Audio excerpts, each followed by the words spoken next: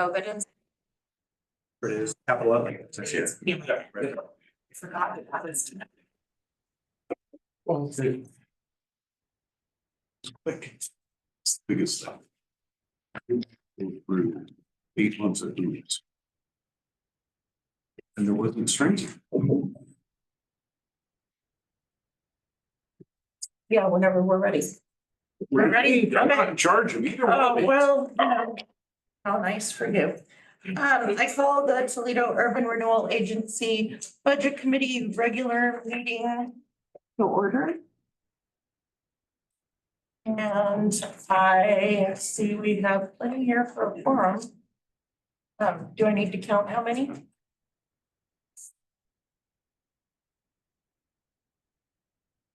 I will take a roll call vote. Barry Brewster. Here. Ew, I picked a bad pencil. Dewey. Jackie Burns. Yes.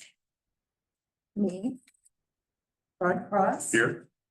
Ricky Dyson. Ricky said he wasn't gonna be here. Okay. Jackie Kaufman. Not here. Andrew Keating. Here. Stacy Keating. Here. And Learned Ellis. Here. Did I say that right? Ellis is great. Oh, okay. Jonathan Mix, not Not here. here. Tracy Mix here. Frank Sylvia. Yes, ma'am. And then we have two Two vacancies. vacancies are here. And we will now review. Oh, no, we need to approve the minutes held May 13th, 2025. Looking for a motion. Move to approve the minutes as circulated. All right, it is moved by the mayor, seconded by Ann. And I will take a roll call or raise of hands to approve. Is that all are in favor? Well, Barry, what were you doing there? Were you? Is it up? Okay, I just saw this part. My nose tickled. Okay. We will now review fiscal year 2025-2026 proposed budgets.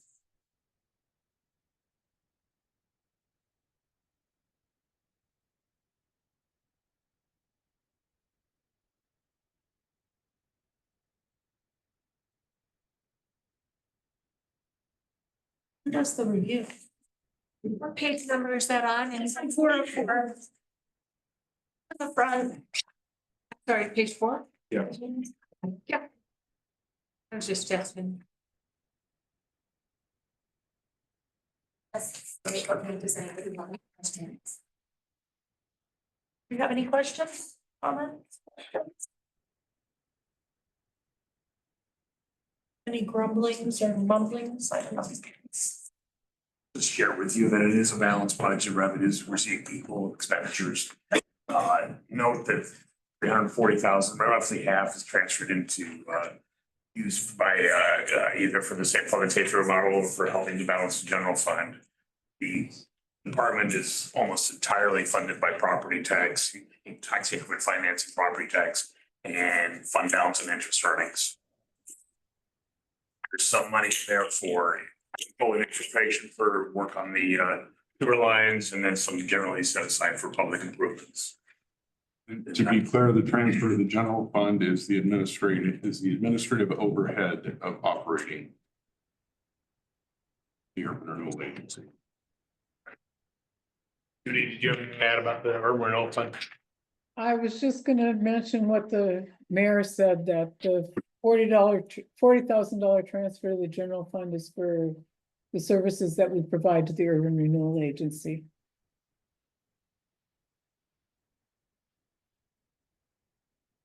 I would just state that I'm disappointed that we're putting so much into the public safety building and not enough into the Main Street. That's because you don't understand budgeting. The urban renewal funds cannot be put into the general fund for general mainstream. They can only, what did you just say? I'm saying you're only giving $50,000 to improve Main Street. I'm saying that I'm disappointed there's not more, that there's more is going into the public safety committee building and not to business loan program. I think the business loan program needs more money. I'm not arguing for it or against it or anything like that. I'm just saying that I'm disappointed that it's not more based on the fact that of what we've got.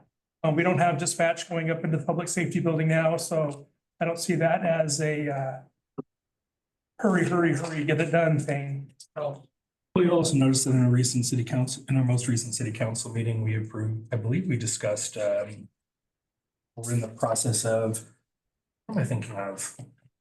We're asking our new city manager or something to kind of lead a plan for what's going to go into that space. You have monies, money budgeted in the general fund to provide for some design review and the public engagement process.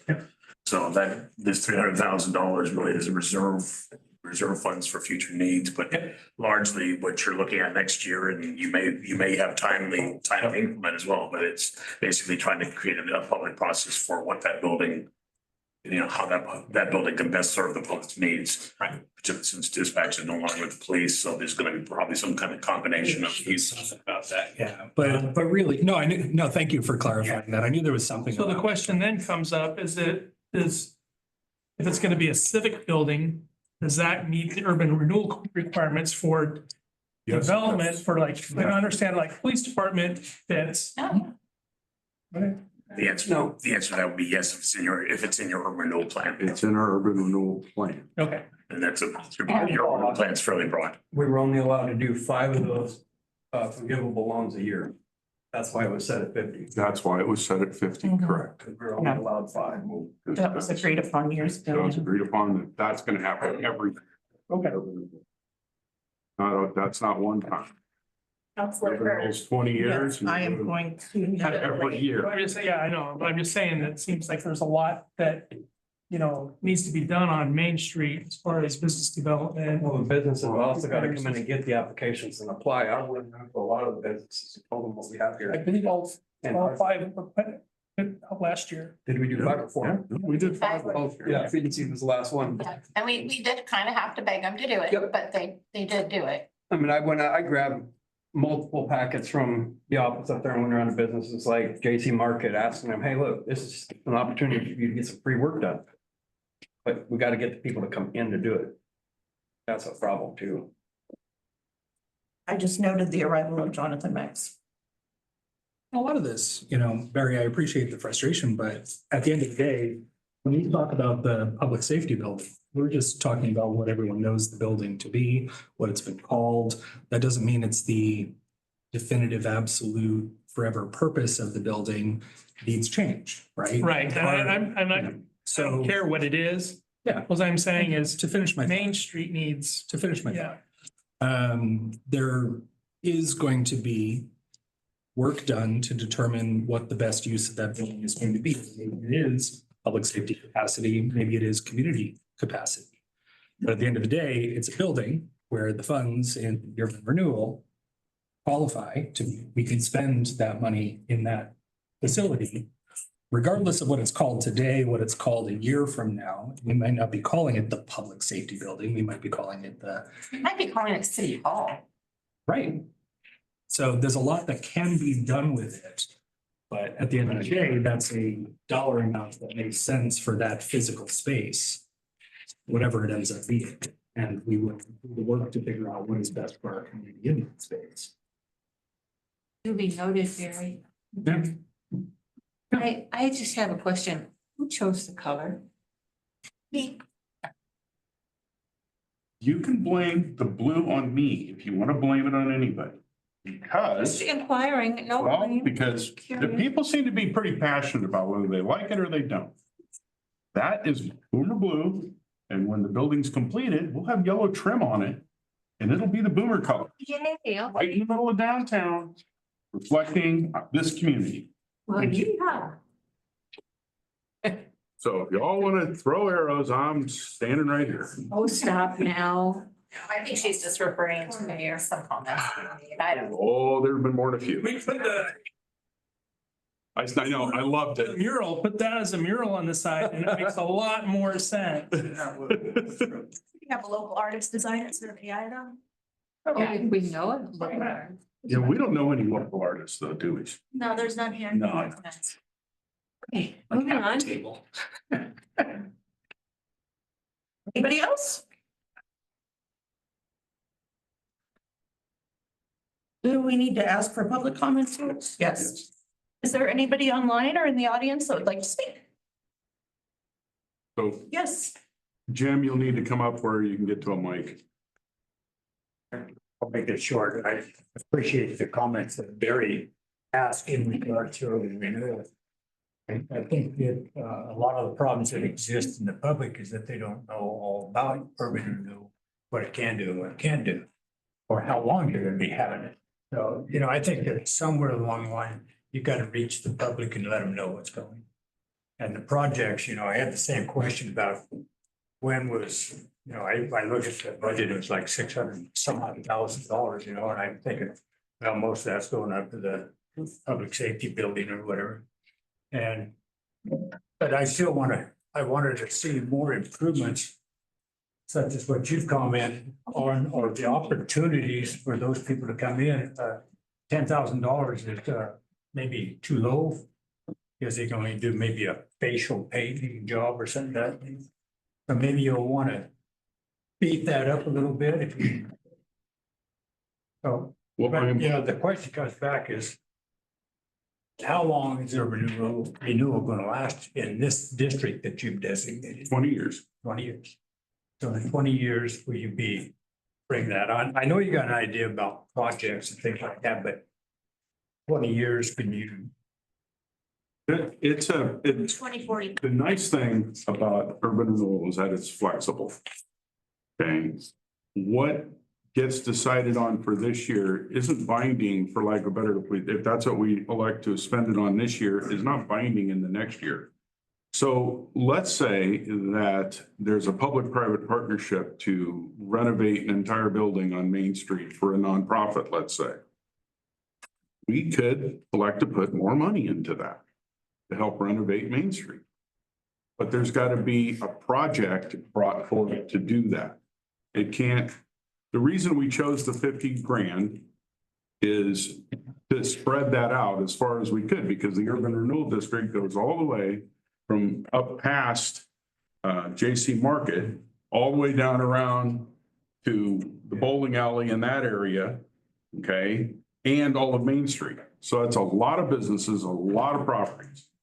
I got kind of excited when the old Lincoln Leader building all of a sudden got a new face. Yeah. Yep. I'm going, but that urban renewal?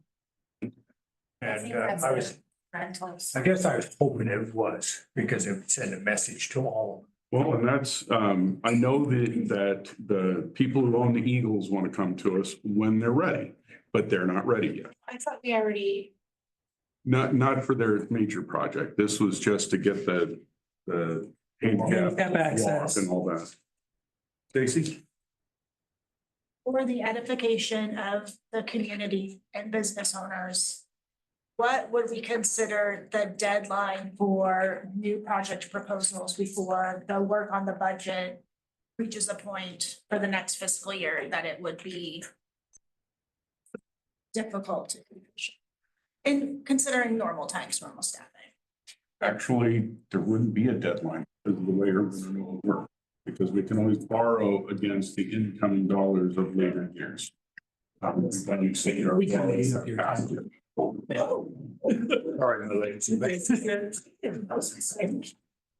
Glad you didn't fall. Jim, tell me that your son is not making you do any more concrete work. I can't say that. I'll have a talk with Eric. I'm taking physical therapy. I'm working on it. There's no real deadline on that. There's a deadline essentially of, I'm just gonna guess it would be April for the $10,000 ones. But as far as projects goes, that's an ongoing thing throughout the years, not just a single year. Let me just add one thing to that, just a thought while I won't be here for it, but while you're looking at your urban renewal, it's fairly productive financially. One of the things you were able to do is borrow against it. Exactly. And if you had a major project, let's say you were looking at a highway thing, interchange at 20 and 20, you might be able to participate financially in making that happen. By way of example, right? Through bonding power. I have a question. The $10,000 cap on the loans, is that something that we as the city set? That was something that we as the Urban Renewal Agency said. Okay. And the number of loans that we give a year, was that something that the Urban Renewal Agency also set? We said that at the beginning. That can be changed. Well, I was gonna just add, that was something where I was leading up to my real question. Is there any interest within this urban renewal budget committee to either raise the limit on the loans or increase the number of loans that we choose to give each year? Is that a discussion for the budget committee Not for the or? budget committee. Not for a budget committee, so. We would have to meet as You can the increase urban renewal. What you can do in this is increase. the Well, I amount of guess that's money where I am asking that. I mean, do we want to increase this line item? Pending the possibility of us increasing that later? Or do we want to leave it as is, and then if that happens, then there can be a supplemental budget passed? That's what I would look at. Okay, that might be the cleanest way to do that. Yeah, so that's what the cart before the horse. Okay. Or just wait another 9 months and add it to next Any year's other public comment? budget. Any other public comment? Anyone online? What do you mean 9 months? If there is anyone online who'd like to speak to the budget committee, please raise your hand electronically and you will be recognized. I do not see any hands raised. Right, if that's all the comments, I'm looking for a motion to approve. I move to approve the budget for fiscal year 2025-2026 in the amount of $698,096. Second. All right, I have a motion from Frank and a second by the mayor, and I will take we can just do it by hands raised. Everybody that approves? Right, and everybody against? Are you voting? Abstaining, okay. So everybody was in favor with one abstention. I have businesses on Main Street, so yeah. Since if that is all for the urban renewal budget, we'll close this and we can move on to the big budget. We weren't doing that. Let's do it tonight. What?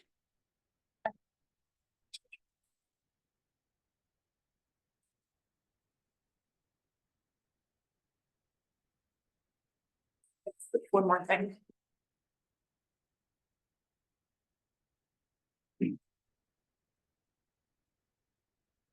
And this is a reminder for all, public comment is meant to be a time for us to receive public comment, not for a discussion. So let's just be mindful to confirm if somebody's getting public comments, they've said everything that they want to say, or they could have 3-minute mark. Just so that we're not getting into the 3-minute mark.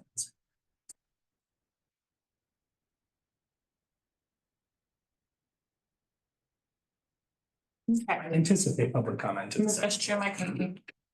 You're good.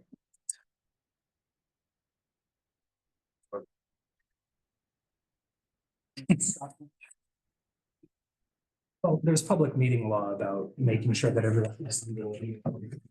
Yeah. Okay. So we're gonna call the order. And I'm gonna ask for the payment quorum. Do that by roll call. Barry Brewster. Becky Burns. Good. Tim Bush. Yes. Bob Kratz. Ricky Dyson is excused. Becky Kaufman is not here. Andrew. Here. Stacy. Here. Ann. Here. Mr. Mix. Here. I am here. Frank. Yes, ma'am. Okay. And then we have 2 vacancies, so we have a quorum. So the first thing that I would like to do is go over the minutes from the meeting held May 13th.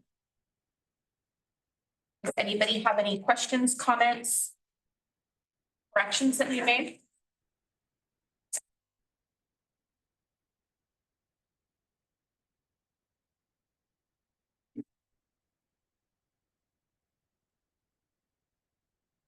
If not, I would entertain a motion.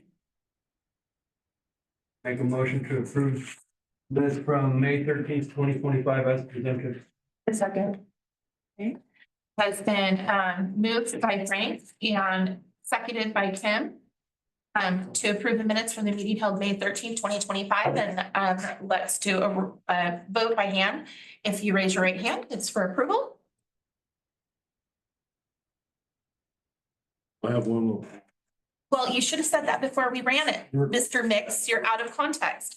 What is your problem, Mr. Mix? Run us all out of order. Come on. Chop, chop.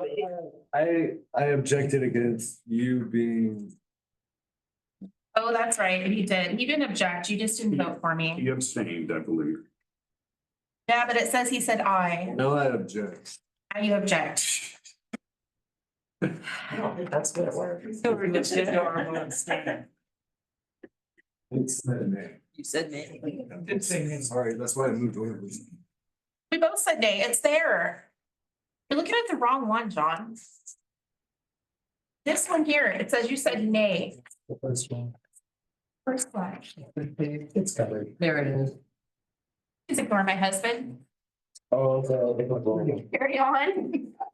All in favor, raise your right hands.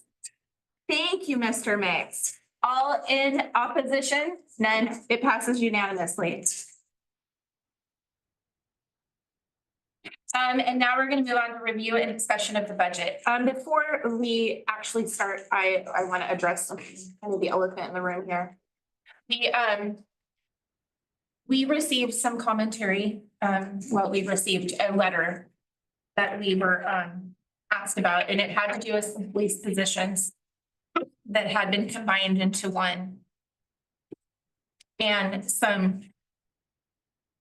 assurances that we had made these individuals. And I specifically said that I would look in this budget, do everything I could to find some way for the funding. I can't find any. It's just not there. The problem is we have a revenue deficit in our general fund of $557,517. The general fund is made up of 5 different departments or funds, you might say. And it's just not enough to stretch it to get that position funded. I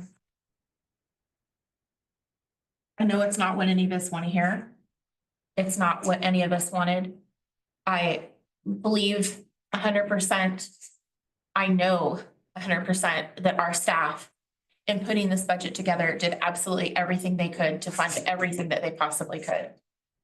And, but they can't pull money out of nowhere. They can't create something that's not there. And, so therefore, when we get to that section, I will not be proposing any changes that would fund that position, I'm afraid. And I just wanted that to be out there. I believe that these employees deserve an answer as to why, and the why is the money's just not there. It's not for lack of wanting to, it's for not lack of any of that. It's just simply, we can't pull it from nowhere. This is a difficult budget this year. It was put together with a lot of thoughtfulness, a lot of cutting corners. They did everything they could to save money everywhere they could. So, so that's just everything that I have to say about that. And with that, go ahead, Andrew. Yeah, I just want to share as, someone who was joining council, had been elected at the time that, the transition to the new dispatch services was, I wasn't on council at the time. One thing, that really dawns on me kind of seeing this cycle as both a citizen at the beginning of it to now. I know I expressed this a little bit last week, but I think one of the challenges is the concept of the promise, right? That the city was in a position of extreme transition across multiple departments, whether we're talking about the dispatch services, the fire department, police staffing challenges, city manager, finance director, things happening at City Hall, things happening on the council, huge transition. Promises shouldn't be made, and I think that's the best comment that I'd make when it comes to things like staffing and the permanence of staffing. promises are a nonsense thing to even try to do, because when you get with something that you can't afford, promises are unrealistic. And so, apologize, I'm kind of looking to you because it feels a little bit like a discussion, but that's not meant to be toward you. But just, I think one of the real challenges here is that as we were facing a really difficult decision for the community, one that a lot of people in the community, including those who voted for it, were uncomfortable with. Not wanting to let go of local dispatch, right? That was not something we wanted to see happen here, but it was a reality. I think that the only mistake here is that a promise was made that probably couldn't have been kept. And it gets really, really dicey when you make promises that, you know, I remember leaving the room and kind of making the comment last week, what's the shelf life on an employment promise? How long can you keep a promise, and how many bad things are you going to let happen to your community financially before you say that promise is not sustainable anymore? So I guess my only comment on all of that in reviewing this, and thank you for your comments, Tracy, because I think as much as we all want to be able to keep everybody employed and we don't want to let anybody go, promises are the biggest failure of this process to me. Well, I think that we have to take some serious looks too after we get through this budget process. It's about, you know, other ways to fund our police services. Yeah. We have lost funding because of things this year, like Juneau shutting down and things that were unanticipated. So when those assurances were voiced, those promises, if you will, it was foreseen in the current budget cycle. Okay, we have it. Yeah, we're going to keep doing it. And they were, their jobs were there until that, you know, the job was there and that it didn't change. But unfortunately, these other things have happened too. Yeah, we lost Seal Rock Water. No, the Seal Rock Water has nothing to do with it. They were already on it. And it has nothing to do with the general fund. Yep. Seal Rock water is sustaining its own sustaining fund, and so is sewer. So when, like I said, when I'm talking about this is a general fund item, we can't confuse the funds. I mean, a lot of people go, well, why can't we pay for that? We just got an increase on our water bill, because they're two completely separate things. So, anyway, that is something I wanted to be completely upfront about. There has been a communication gap in some ways, and I know that those individuals are here tonight, so I wanted to speak to it before we started really delving into this. I had a harebrained idea today. And I have no idea if this is the place to talk about it, but I feel like if I don't talk about it now, like bring it up later and somebody says, oh, you should have said that before the budget was approved. So looking at the budget and having done this for a few years, the library has been fantastic about getting grants. The fire department has been fantastic about getting grants. The pool's been fantastic about getting grants. And I don't know that the police department's gotten any grants, because you guys have a few. And so it got me thinking it would be great if one of these ladies' jobs was just grant writing. And then it's like, it's probably not enough for a full-time job. What if we were to bring them over, create a position at City Hall to just write grants for the city? Okay, once again, where are you gonna get the money to fund that position? Well, Because once that is the grants still kind of start coming in. You gotta get there first. You gotta get there That's the first. problem. I was trying to think outside the box, how we could create a Yeah. position. If it was a position someplace else where we could find the money for it, that'd be Right. fine, but we're still talking about the general fund. To put a hard number to what Tracy's referring to, we're $320,000 in the hole. Okay, between our garbage fee, because Juneau's not operating anymore, $20,000 electrical. 50 is out of the fire department because of the contract with East Lincoln County Fire. Those three items alone would have funded a position easily, but they're gone. That money is not coming back. Actually, the fire one would not have funded it because that is in the fire department. But That they would have paid for part of dispatch. Okay, that makes sense. That since we're not talking dispatch anymore, I know what you're saying. Yeah, but that's what I mean. That's all gone. So I think we know as a city that we need to start looking at some other solutions, but that's not a discussion for tonight so much, but it's something we need to be thinking about. What's the phrase you like so much from our city manager profile? Innovative revenue Yes, strategies. and we need some serious ones. But anyway, I know we don't all want to be here overnight, all night, so let's keep moving on. So let's go ahead and move to page. Let's go ahead and start. Is that where we're gonna start? Page 11? Can I make a, Yes. it's a question / comment for page 8. For Chief Pace. Do we not have a detective slot now? The detective is not actually a slot, it's an assignment. So it's just an officer, but an assignment. Thank you. I just wanted to make sure on that. Reading down your list. Thank you.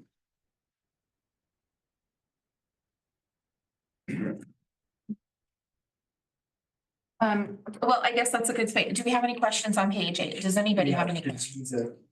We're supposed to put HR in there, the very bottom for administration. But there's no HR block in there. Where are you gonna come up with the money for it? Well, I thought we were gonna. We never. Okay, so Okay, that would be something that would come from the general fund and there's no money to fund it. So we can't put something in there that we can't fund, or we would be, Madam Chair, can I, yes. just for the record, we do have resource for contractual services. So you're gonna find that when you get to administration, that we have contract services for HR, contract services for legal. What we don't have, we don't want, in other words, where we had a position, we don't want every position, we have whatever that contract will, But didn't we only fund 140,000 for contract services? But we increased it by 140,000. Anticipation of HR and legal services. that's right. Yep. You will actually be entertaining the movements tomorrow evening for HR services. It's a city council.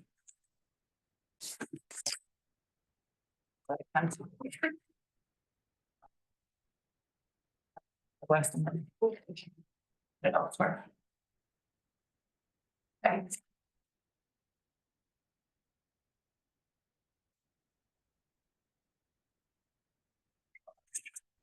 Your only question is whether or not, so. I just didn't know if there was supposed to have been a block there for HR. That was. So you're anticipating that HR is going to be a contract position, That's correct. not an employee? Well, so you have a proposal tomorrow night that puts it either way. You will entertain it as a city council tomorrow night, so that's on you tomorrow night. Council's been discussing that for a little while. I know. That's not for the budget committee. So we can just answer that question. So, but what, okay. All right. So does anybody else go ahead? look at me. I'm not in charge. What's down Quick there? question. So basically, we're looking at this point, you've presented a budget that needs to be balanced, and we need to see that that's gonna be balanced. We're not looking at innovative ways to change the budget, to change things or anything like that. That could all happen later on in the year if we wanted that to happen. So is it? That's a question for That's you. not necessarily Respond true. to the question. Go ahead. So the budget you have is the proposed budget for the budget officer. It is balanced. Right. What you're looking at tonight is whether you want to make changes to that budget for your possible approval as a budget committee. When you're done, then it'll go to the city council for a possible adoption in whatever form they choose to. Right. So. So you may change it, you may adopt it as is. Your goal would be to keep it balanced is what the only thing we would ask. What's your concern? And I'll add to that, Barry, to I think what your question is, the core of what your question is getting at is what we have the power to do is say how much money is going to be in any particular budget. But city council will have to determine how to spend the money once it gets I there. just didn't know if this was a time to throw a whole monkey wrench into the whole thing and say, we need to be we need to be crazy with the budget and freaking put our heart in a box and rip everything apart. We'll do that. Okay. It's your budget to do so. We have done our job presenting you a balanced budget. Okay. But all that we can do as a committee is adjust the dollar amounts, not theoretically what they will be spent on once once the city Gotcha, council. So what I'd Okay, say, so based on. that answers my question. Based on what I think you are ultimately getting at, go to council Yeah, and say, here's the innovation that I'd like to Right, see. right. And then if council wants okay. to fund it. I just wanted to make sure that this Let- wasn't the right Well, place to let do me that. finish real quick. I promise this is good for you. Council can then do amended budgets can bring an amended budget to align with what that strategic change might Gotcha. be. Okay. So I think what you're ultimately getting at is more city strategy Mhm. as opposed to what we're doing here, which is the budget. That's what I thought. Yeah. I just wanted to make sure. Thank you. Am I getting that right, brothers? I'm not sure I understand where you're going. I'm not following very well. It sounds like there's some I think so. things unsaid. I understand it. Thank you. So we had no more questions on page 8. Okay. Let's move to page 10. Were there any questions on this? This is a consolidated financial summary of what we have in front of us. Just confused how all the numbers keep down. Like taxes didn't even move. This is my first year doing budgets. So Okay. I'm literally, This is an estimate. So Frank, two things. One, we have urban renewal. Okay, and so that increase on those properties within the urban renewal district goes into the urban renewal fund, not into the general fund. Okay, so that's number one. Number two, whenever you're budgeting, say it's a normal year and we don't have urban renewal, even though property taxes quote increased by 3%, our collections are generally right around 2.5 to 2.6% because of just things like people who don't pay their taxes. They can't find the guy, whatever it is. Okay, so we get what we get.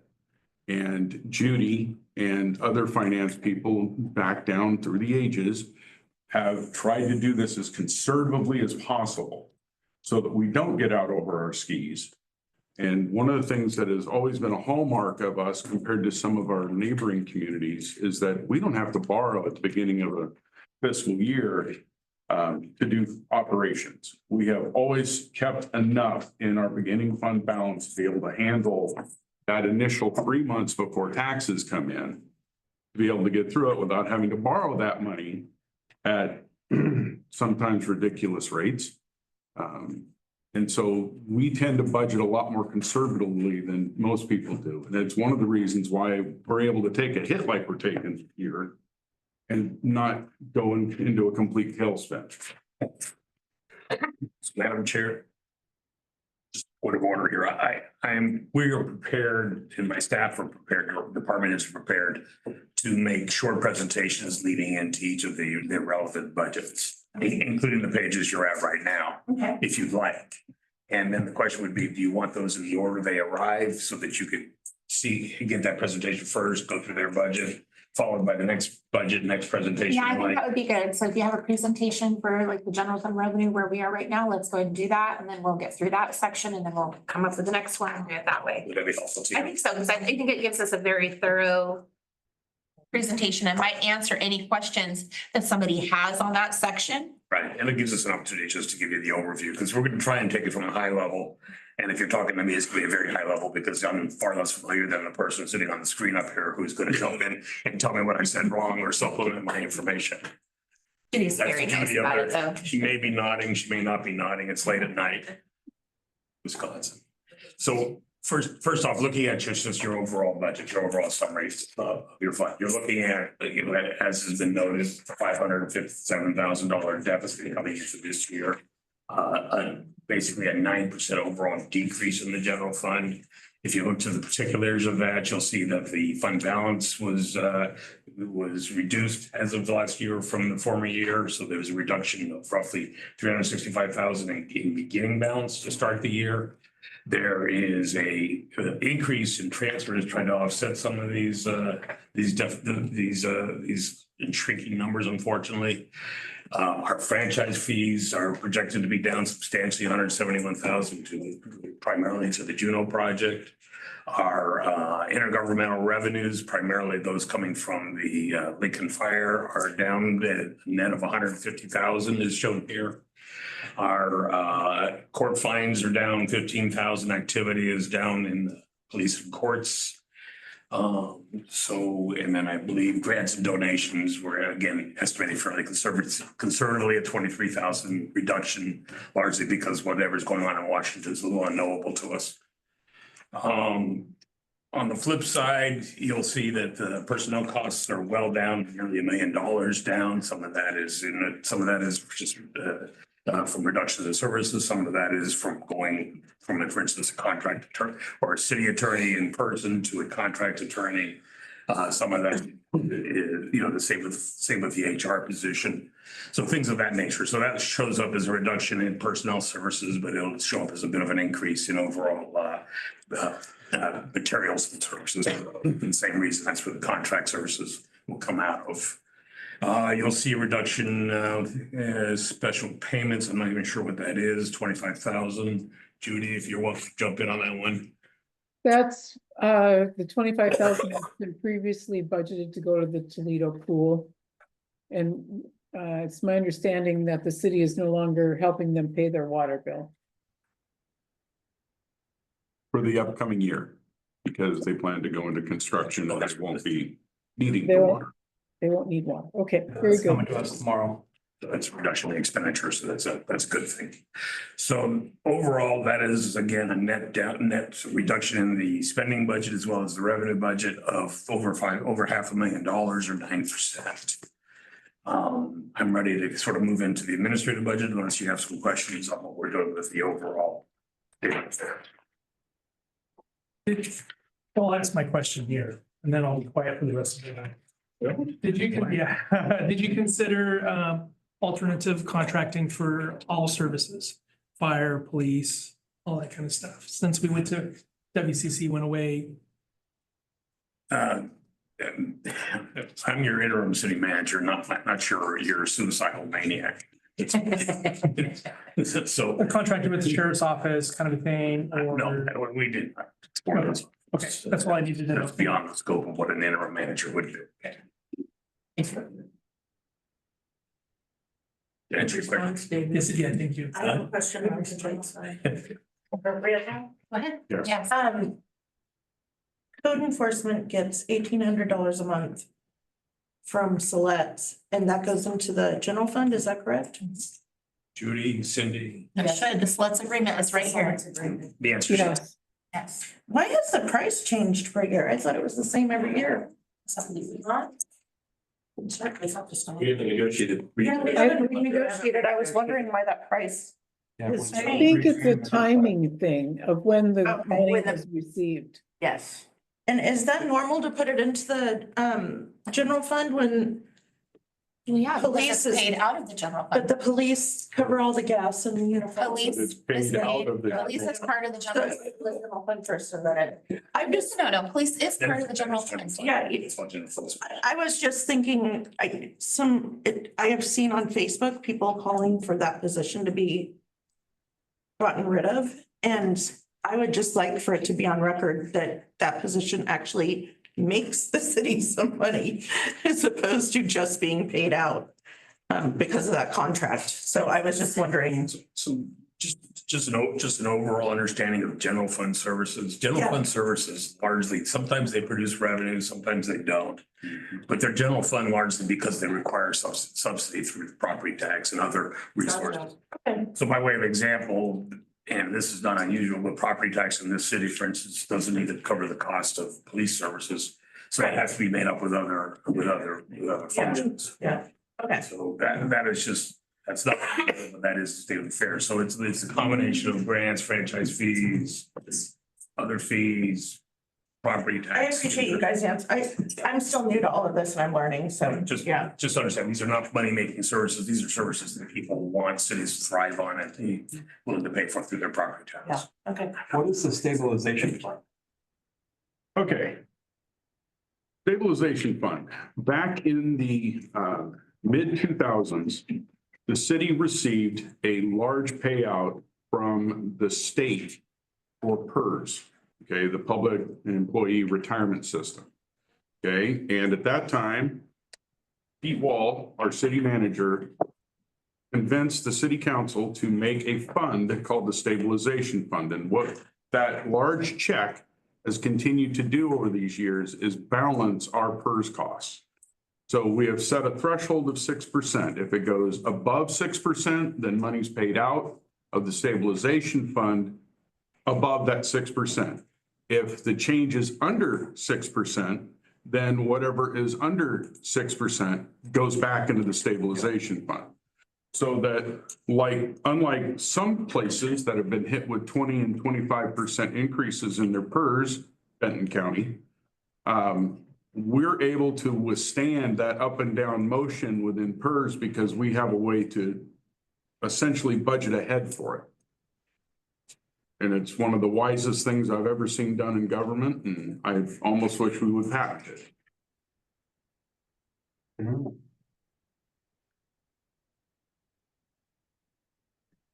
Any other questions?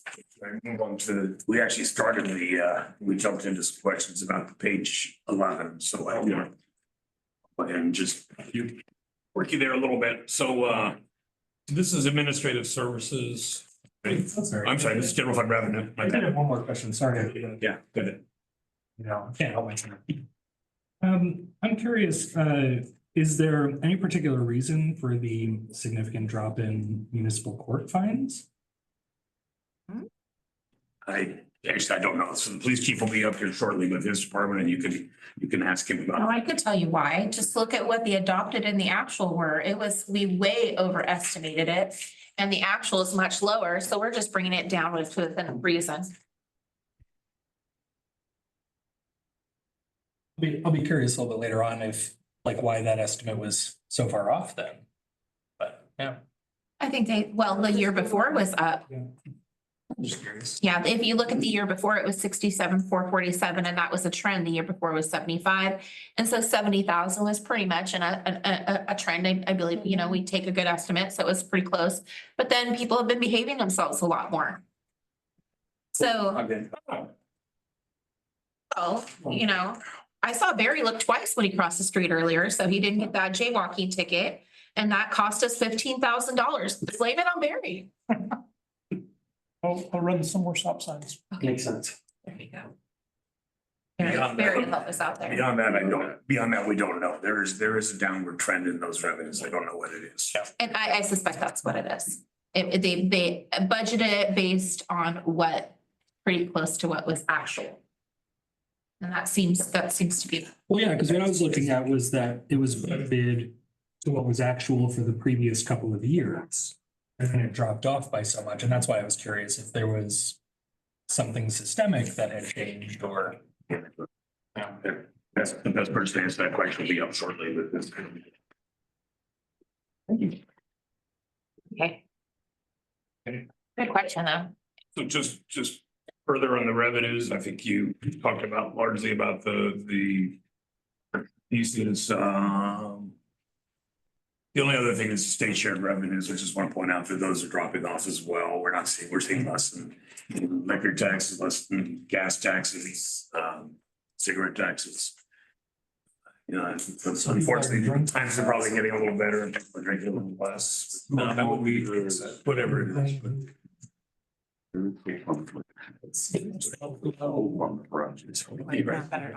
But other than that, I think we've covered the revenues. So Since I realized the cameras. page 12 is the administrative budget. Whatever, y'all know it. So page 12 is your administrative budget. It's just a couple things that I want to highlight. Actually, the only thing that I really want to talk to you about that's popping out as being noticeably different is the item that I mentioned earlier, and that's contract and other services.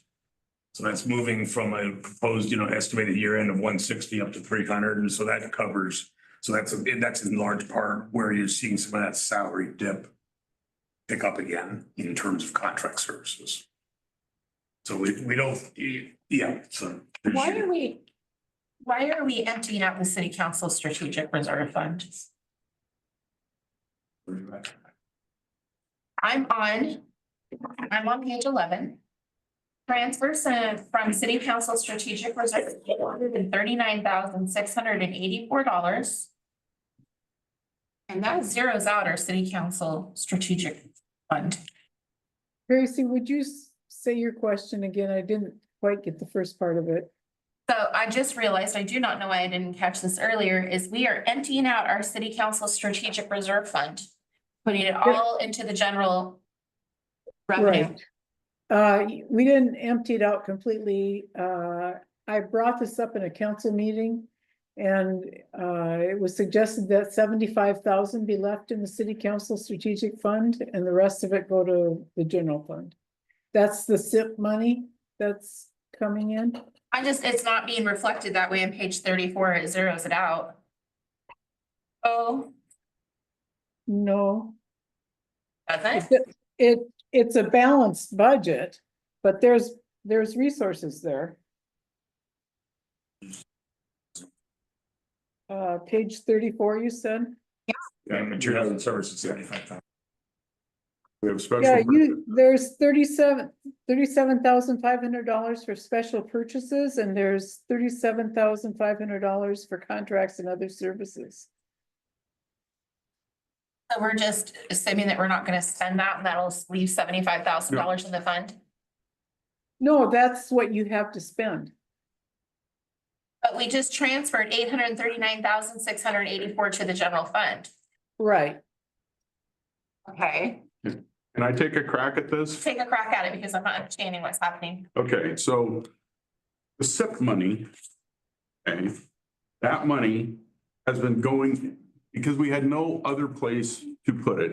They've been put into the city council strategic reserve fund. Now, that SIP money is to be used for the betterment of the citizens of Toledo. Okay. In this case, it's been suggested to us that probably the best thing we can do with what's in there currently is to get us closer to a balanced budget. Now, that we functioned for many years with just a $50,000 cap on that.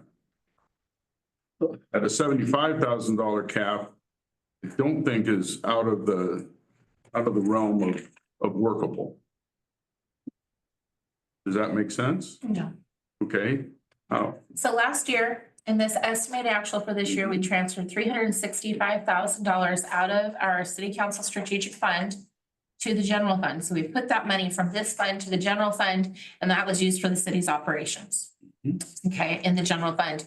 In 2025, 2026, it's proposed that we're moving $839,684 of our $1,030,684 balance into the general fund. So we've got all of our income, our full revenue in that is 1,000, including our beginning fund balance, is $1,504,684. We're spending $75,000 on materials and services. We're allocating $590,000 to Alala Metals, and we're transferring $839,684 to the general fund. If we do that, then that leaves us a fund balance of zero. You have 75,000. If you don't spend it, that's your fund balance. If you don't spend it, but it's allocated to spend.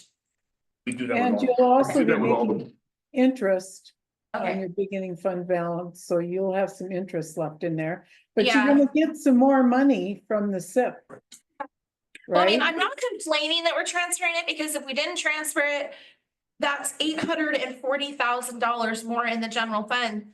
I mean, that we would have to try to make up. So with the SIP, and Yes, so I have to get technical here. The SIP dollars were in lieu of property tax payments on the $25 million Juno project. Okay, so since they're not making property tax payments on that, this is what they're doing in lieu of it. So I look at it as, yes, we have a set of dollars that are a lot more flexible than what we've had in the past. But still, they're in lieu of tax dollars. And so because of that, that's where I don't have the heartburn with it that you're having. I'm not actually having a hard time, but we have Hard to tell from your tone of voice. just, so we're lucky we have that money in there. Yes. Or this budget would have been impossible. I mean, Judy, I don't know how you guys would have made up another $840,000, but that would have been real magic. The one thing I do have a question on though is since Juno is no longer in operations, is Juno, are we still gonna get that SIP money? Yep. For how much longer? For the next 13 years. So they can't get out of it just because they switched it to R&D. Nope. Okay. All right, okay, good with that then.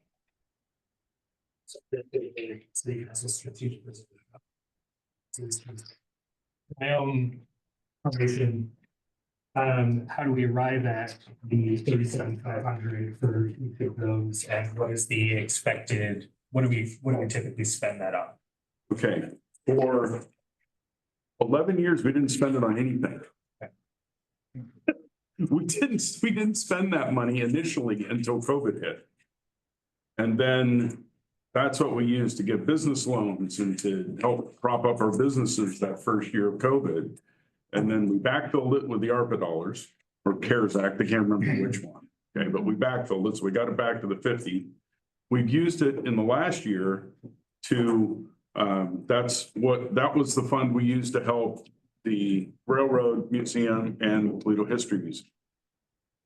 It's for those things that either we can't anticipate, okay, or things that we feel are very, very, very, very, tack on as many of those as you want, important to the livability of Toledo.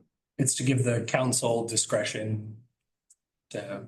If I could add to that, just one of the things that you should be aware of under budget law is that if funds are not budgeted and if they just reside on unfunded balance in unused fund balance, it's very difficult to appropriate those for any purpose during the year. So if you have a need during the year, it's an extensive project process to be able to appropriate and use funds that are otherwise an unappropriated fund balance. If you appropriate them, as being asked here, whether they have an intended use or not, you can transfer them easily to a use that you'll have during the course of the year. So as was mentioned, it provides that flexibility to city council to use those dollars.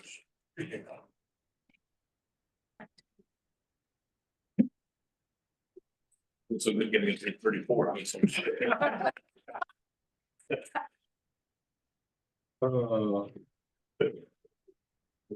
Page 11, I don't know that I have anything to add. Finally, the managers. And on page 12, that is just our sort of our catch.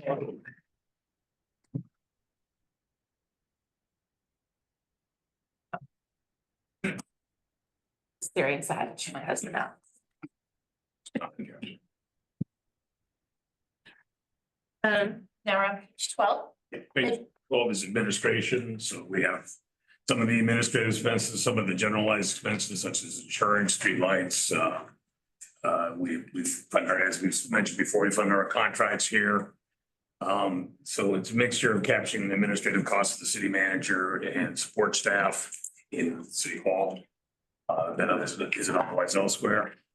And those particulars. The only thing that's really again notable, I think you should see in this is, well, there's a couple of things. There's a reduction in salaries of 27%. Again, I think we are through attrition reducing some of that budget. And the increase largely in contracts and services that fuels the overall increase in that budget. The salary line budget item, would that include the city manager's salary? So, or is the? I don't know if it's 100. What, Judy, what percent are these percentage down? Let me understand if these are allocated out.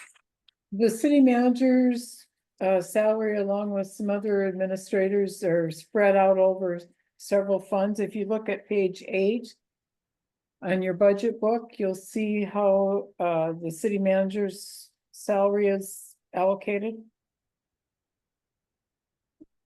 In the bottom box, it says administration and city managers, the first one. You see 0.01 goes to water. That's the treatment plant, and 0.01 goes to the distribution. Then goes to sewer, the treatment plant, and the collection. And then some to the streets, and then 0.94 goes to administration.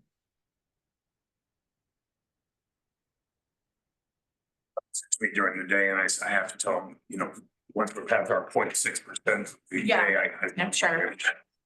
How that works. Okay. Is your nose growing again?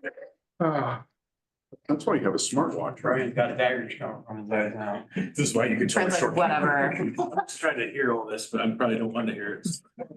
In our council meetings since receiving the budget, we had a council workshop last week about recruiting for new city manager, and that included the possibility of a very significant increase in the salary for that city manager.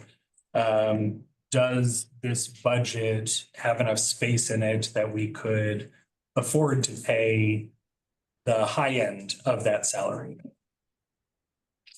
We didn't know about that meeting when we prepared these numbers, so we've put an amount in there. I don't know that we put the full amount.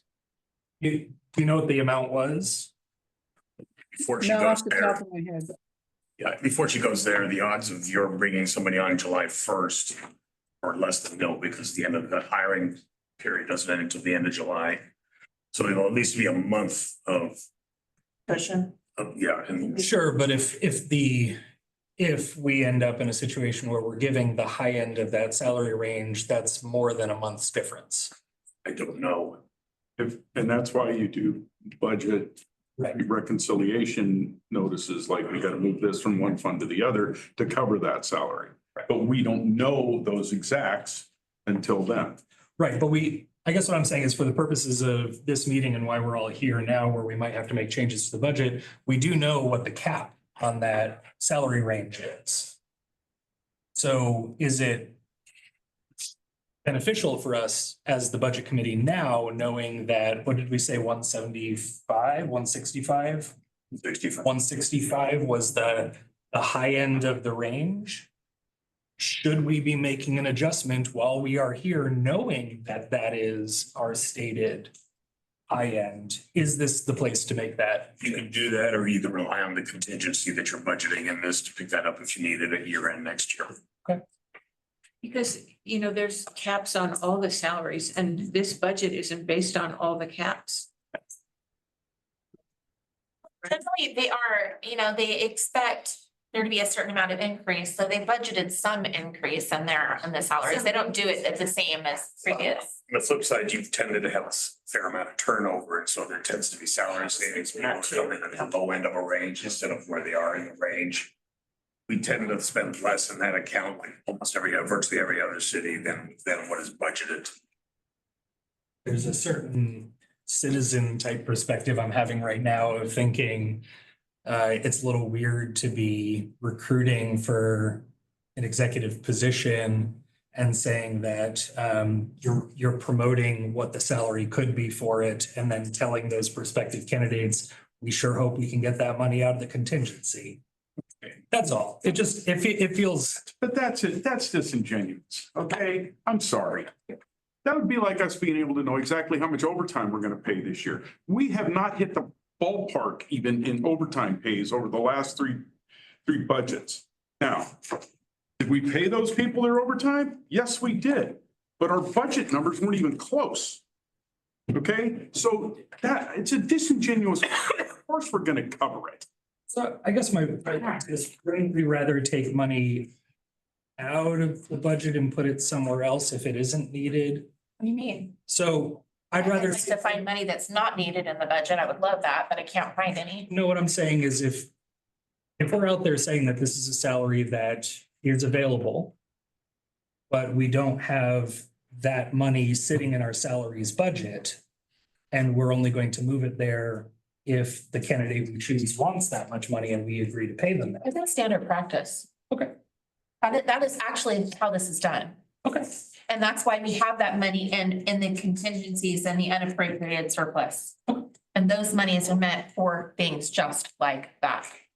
So it's actually already been accounted for. It doesn't have as much in those categories as I would like to see. But we've been through a lot in the last couple of weeks.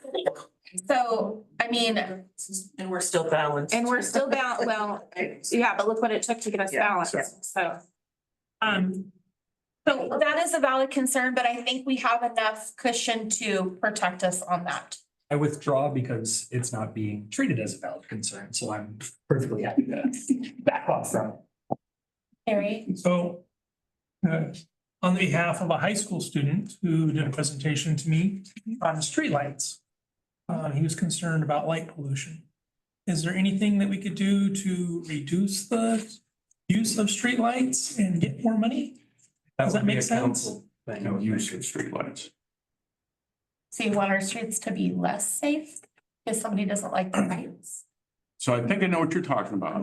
The light pollution causes all kinds of environmental problems and people problems in houses and all kinds of stuff. I'm just speaking on the behalf. No, of I the high school understand students that. I had a concern. So that's what I'm. I'm kind of watching, I'm watching what they're doing in Lincoln City. Because they're looking at ways to reduce their light pollution also. Yeah, It's a whole new field, right, okay? right. So I'll be honest, I don't want to reinvent the wheel if somebody will invent it for me. Right. Okay, thank you. And start with by making LEDs illegal. Well, I'm thinking up in our neighborhood, they fluctuate. In other words, they rotate. If I'm wherever Public Works is, yeah. They'll go on and then they'll fade and then they'll come back on again. They We don't always. maintain them, PUD does. Yep. See, I thought they had decided, they did that as a saving. You don't need all the lights blaring brightly all the time. So one would fade and then another. It's the type of bulbs they use and and one day I will get a new bulb, hopefully. It's the older the bulb, the more of a fluctuation you get because they heat up and once they get to a certain temperature, they shut down. What PUD is now doing is as a bulb burns out with our streetlights, they go to the LED bulb, which saves everybody money and they stay lit. But to try and do them all at once in the city, from what I was led to believe, it would be about a $500,000 nut to have that done. They told me more than that last time I asked. See, there you go.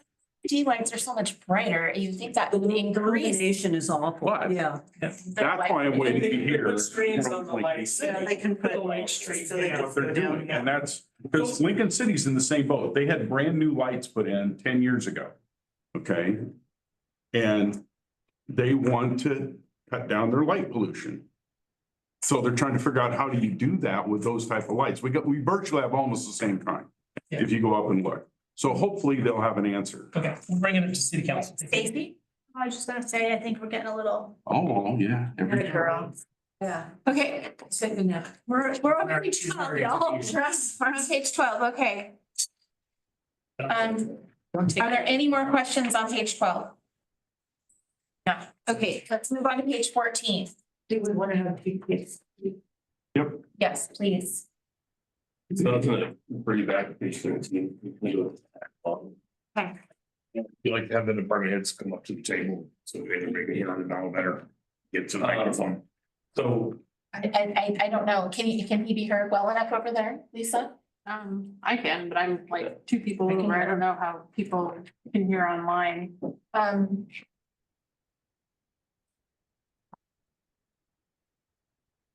Can you, okay, online? Mike, you wanna go ahead and talk, please? yeah, so like to, thank the city council and helping us with Gary Sumter's memorial sign that's placed on the Highway 229 and the presentation that went along with that. Our goals have always been retention of employees and the hiring of employees. And unfortunately, I understand the position you guys are in with that. And but I feel it's going to have a cascading effect when the staff has lost confidence in the ability of the city to maintain the fiscal budget for the department. And it puts a lot of stress on that remaining individual, non-sworn person. And so I think in the future, we might want to look at alternative measures like you stated before. And if that means contracting out with another police department, then that's something we need to consider in the future. I just don't want what happened to the police department to happen to dispatch in the middle of our fiscal year like we did last time. We were able to, I had 3 dispatchers that held on until the end of that crisis. And we were able to sustain that financial burden within our own budget. And with the help of multiple agencies that came in, provided contract services. And that was actually during the time when we were, the city was in turmoil as far as losing city manager positions and financial director positions. And so I'm really proud of my staff for stepping up and dealing with that. You'll see on page 14, the salaries have reduced 36%. That reflects the reduction in staff for dispatch. And you'll see an increase or a new line item for communication services. And that would include both WVCC contracts and the in Part 43, which is our new CAD RMS system. So WVCC provides our CAD, and CAD is computer aided dispatching, and Mark 43 provides our report and management system. We do both of those in order to function.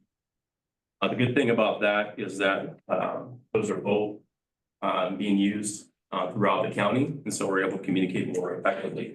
We're also on the same channel as them, which increases our response time and the ability to work in interoperability. Our office supplies went up a little bit, only $1,000. Grant expenditures went down. We're not expecting any new grants at all. Utilities went down as well. This will be covered in a different line item. And then as far as equipment, one of the reasons why we were able to manage that downfall or that major expense was that we didn't purchase the equipment that we needed to. Our computers are outdated, and so they'll be replaced this next time around along with new monitors. And then and as far as the special purchase is concerned, that'll be e-sights that'll be going into the cars, as well as EOTechs for the rifles and some other expenditures that may pop up. And I do have a CIP. I don't know, we can talk in CIP later or now? CIP. Improvement project. Talk about that. Yeah, so my CIP this year would be the purchase of a new control car. Page to that. Exactly. Yeah, it's on page 53. Thanks, Lisa. Thank you. I'm expecting that cost to be $55,000 and that'll be covered under the vehicle replacement plan.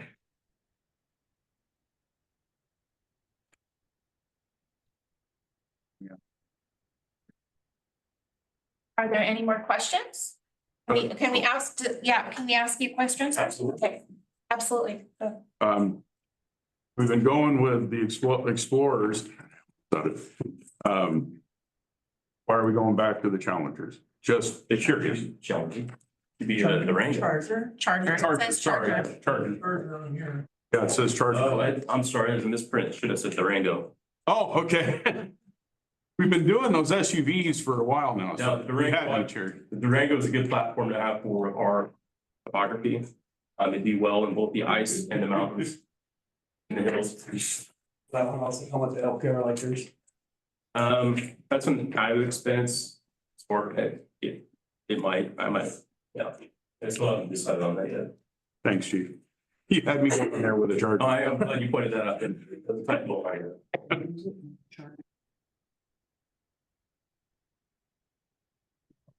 Yeah, the Chargers actually did not do well at all during the ice and snow. Yeah, they're really powerful one, so that's why we go back to. I watched one of our officers try to get up 10th Street. And emphasis is the word try. Yeah. Do we have any more questions for Chief Pace? Okay, thank you, Mike. On to page 16. Huh? Oh, 15.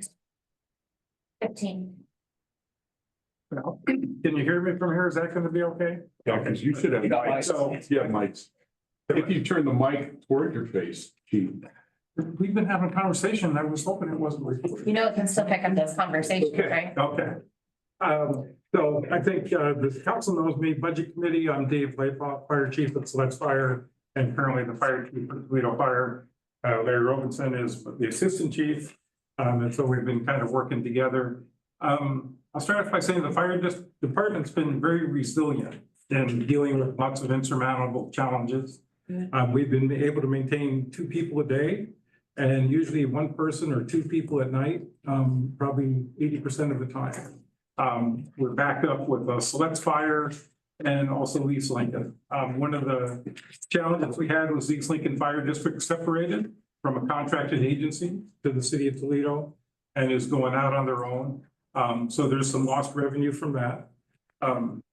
Since about September, the full-time equivalent staffing at the fire department has been reduced to 2, and then since January, it's been reduced to 1. So that's why you see a significant difference between the actuals and what the allocated amount was from the previous fiscal year. In a normal year, there's 4 FTEs in the fire department, but this year there's 3. We expect 1/2 of that position to not be fulfilled till midwinter. We're going to be able to augment that with a staffing grant we got from the state fire marshal that will provide for 2 people through July through October. We'll then flex the shift, so we're not exactly sure what days they'll work, but our goal is coverage 7 days a week. So we think we're going to be able to achieve that. We've had some mechanical issues that the council approved back in October, November, that were more expensive than anyone anticipated. We expect that engine will be upwards of $50,000 when we get it back from the shop. It was originally slated to be retired or sold in a couple, 3 years, but now it's going to be around for about 10 or 15.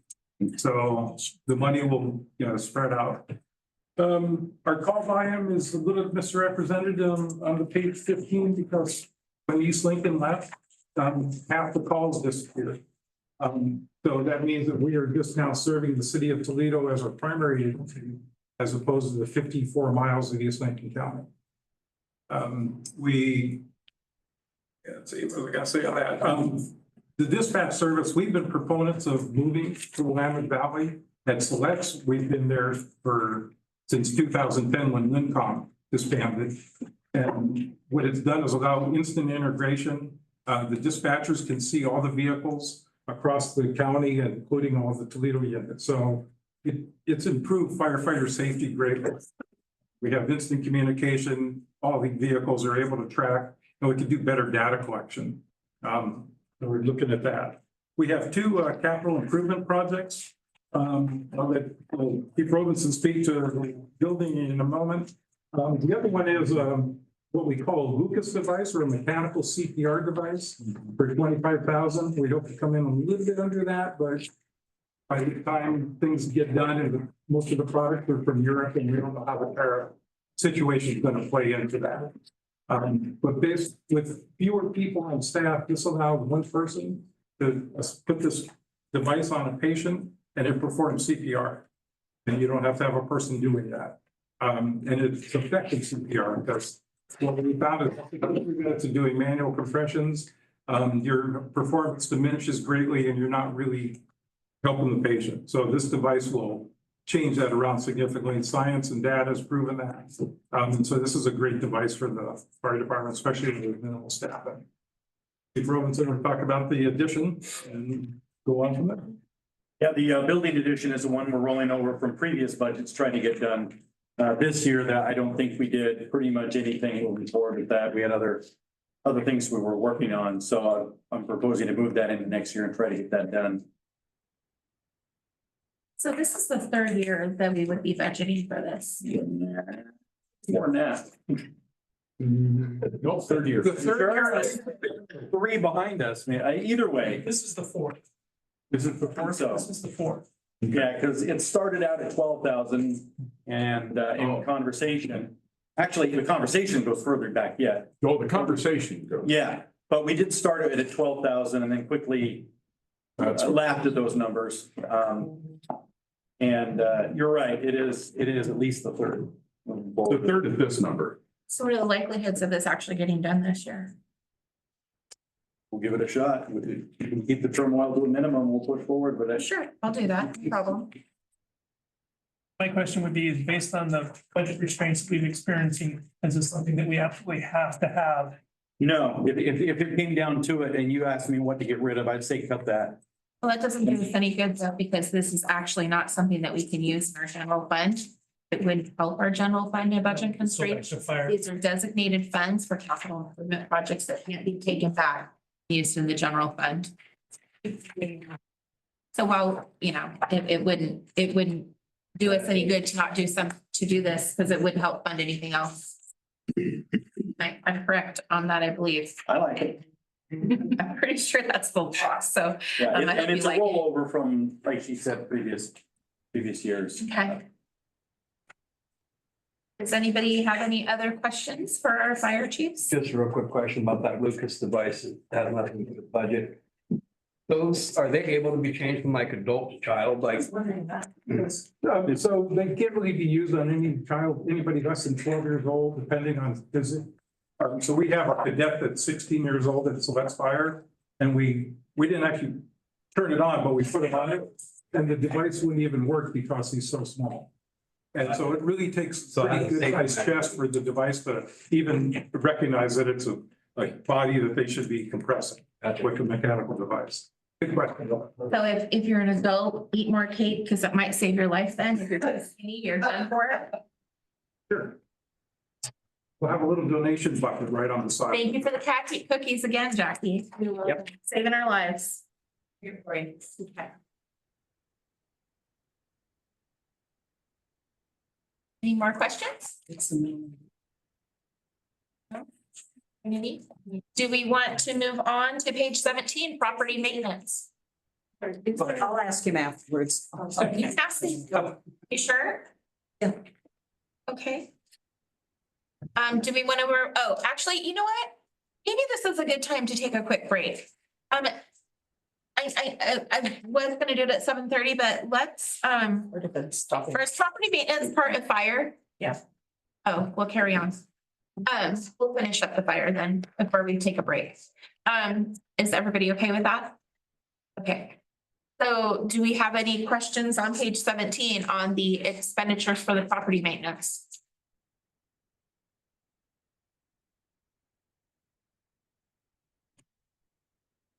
Hearing none? Okay. Are you guys okay with us moving on and taking a break then? Oh, yeah, lively bunch. Okay, so we are gonna go ahead and take a 10-minute break to use the restroom, and we will resume at, let's say, 7:35. Hey, I'd like to call you guys back to our meeting. Before we continue on, I have a question for everybody, and I'd like to discuss it briefly and then make a vote. Have some discuss. But keep your cursing to basically, yeah, stuff like that, because we're recording. And anyway, how late do we want to stay tonight? I mean, if we still have public works to go through. That's kind of extensive at times. So we want to be able to be thorough with this, ask whatever questions we need to. I'm not saying we're not going to do library tonight. But my suggestion is we have two options. We could do the library and community court and then break for the night, because that would be about 8 o'clock. And then we could come back Thursday and wrap it up. Or we could stay as late as you guys want tonight. No. Can I make a suggestion? Yes. My suggestion would be we go at this to try and finish it tonight, but we don't go past 9:30. I would say 9 o'clock personally. But if we're close at 9 o'clock, can we, like, if we're down to our last page at that point, can we? Our last page. But see, I've seen it done when we said we'll have a set time, and then we get there and we're like 2 pages done and be like, oh, let's get it on. What did you want to? I think we should commit to staying on track with our discussions and at least get through the department heads presenting, since they're okay tonight. Brilliant idea. Do it. Okay, is everybody okay with that? So get it done. All right, the library is up. I can do this pretty briefly. Permanent goals for this coming fiscal year, hire a program specialist, continue expansion of adult programs and outreach. Improve and update facilities, strengthen relationships and collaboration, and even codify our evaluation procedures. Look over at page 19, I'll just kind of briefly run through. A lot of the major changes in how we're allocating things already happened this previous fiscal year in anticipation of expanding our adult programs. We already brought the adult programs expenditures into parity with the children's programs expenditures. We're recruiting for that position now. Fill out that part. You'll see there's a negative number there under grant expenditures. That does not reflect an actual anticipated decrease in grants. That's based on, this past fiscal year, we pulled in about 40,000 in grants. And that initial 30,000 in there, that's sort of our average, our ballpark. We're still going to be pursuing all the grants we can pull down. We're seeing some bumps here. We're proposing to travel and training and membership and subscription. I'd like for our outward facing positions to all have the opportunity to join the OLA, the ALA, travel to represent the library at events, conferences, workshops in the state and outside potentially. And that'll keep us agile in that regard. And we're seeing just some modest bumps to books and materials, programming expenses, special purchases again, so we can be agile to, improving facilities, making those purchases as needed.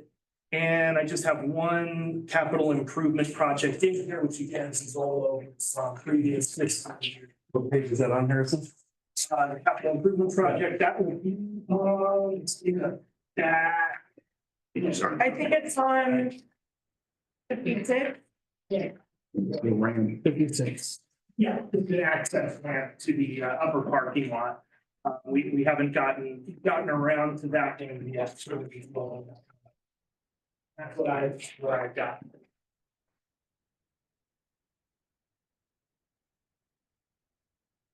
Ramp from the upper parking lot to the back lawn. Is that back when you guys do your reading stuff back there? Yeah, so we have our performances for the reading program. We have that stage back there. Right now, we have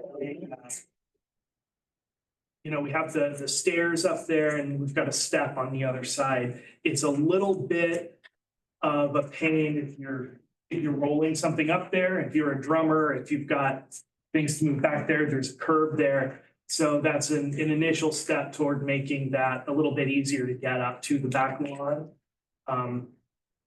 By putting just a general access ramp somewhere up back there. And that would also allow for ADA people to get back. It would be, ADA would be a longer conversation. No, I mean, we would able to allow people in wheelchairs into the backyard is what I'm getting at. It would be a generally improved accessibility back there. The ADA conversation is one where It doesn't fall into in the initial stages of it, that'll be a longer project for us. Can I ask a question? Yeah. Back on page 19. I noticed the salary is only increasing by $4,659, but the taxes, insurance, and benefits are going up to by $49,152. Do you have any commentary on the change? Is it because we're moving part-time positions to a full-time? Yes, that's the reason. Okay. So, for people that don't speak payroll and employee benefits, what that means is when you have part-time individuals, they are not eligible for certain benefits that the city would offer. And now that we're moving two part-times to a full-time position, that means that I believe we're combining them and making it a full-time position. And that makes them eligible for additional benefits, insurance, retirement, and those sorts of things. And that's why we actually see more of an increase in the benefits than we do in the salary. Okay? Was I the only one who ever had that question? No. Okay, all right. Okay, so I think we've clarified that. Does anybody have any other questions for Harrison? Keep up the good work. Thank you, Harrison. Okay, we're now moving on to municipal court. Do you want to read this for us, David, since we don't have the municipal court There's person? virtually no change in the court's budget from one year to the next. So you have the court descriptive analysis, but unless there's questions about Are there any Judy or questions? Cindy, if you have any responses to it. No, no questions? Well, just one, why is our fine revenue dropping other than Barry's not jaywalking? Or running stop signs. Thanks. We have majority of our staff that's on patrols, admin, and they have other responsibilities and duties. You have detective that's been super busy arresting people for various crimes. And we have 2 brand new officers which will be led. Thank you. Counties, No, you do a bounty where you just, anybody can report. And then we get a kickback. And they no traffic problems at all. that's unethical. Yeah. I'm talking for me. No, I can put my camera in my car and record people walking, right? Yeah, and Toledo has a history of, and I was just discussing that with another individual here, that we have a history of training over, we'd rather train people so to bring them into compliance rather than fining them. So a lot of times our police officers, I believe, if they find somebody doing something wrong, maybe they have a tail light out, instead of giving them a ticket for them, they give them a warning. Now, maybe if they see him later that day and headlight's still out, they were gonna have a different conversation, but I think that's an asset to our community. Rather, it doesn't bother me when I see fines go down. It means that our police officers are probably succeeding in their outreach efforts. So, Just wondering, put it out.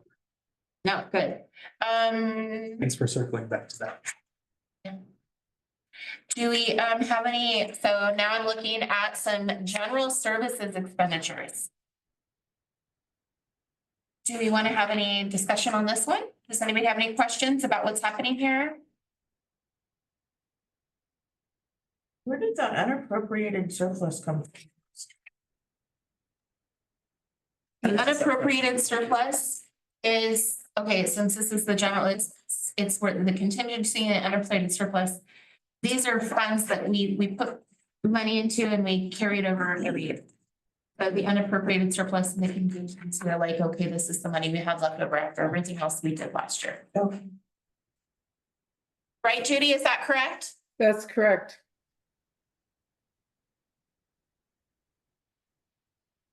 Do you have any other questions? Okay. So let's go ahead and move on to Public Works. Mr. Farmer, would you like to take over? All right.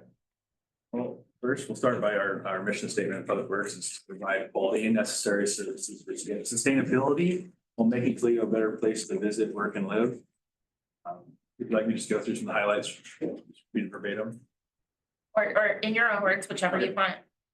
The exterior remodel, the public safety building is a big one. Hopefully at the end of June, stairwell will be completed.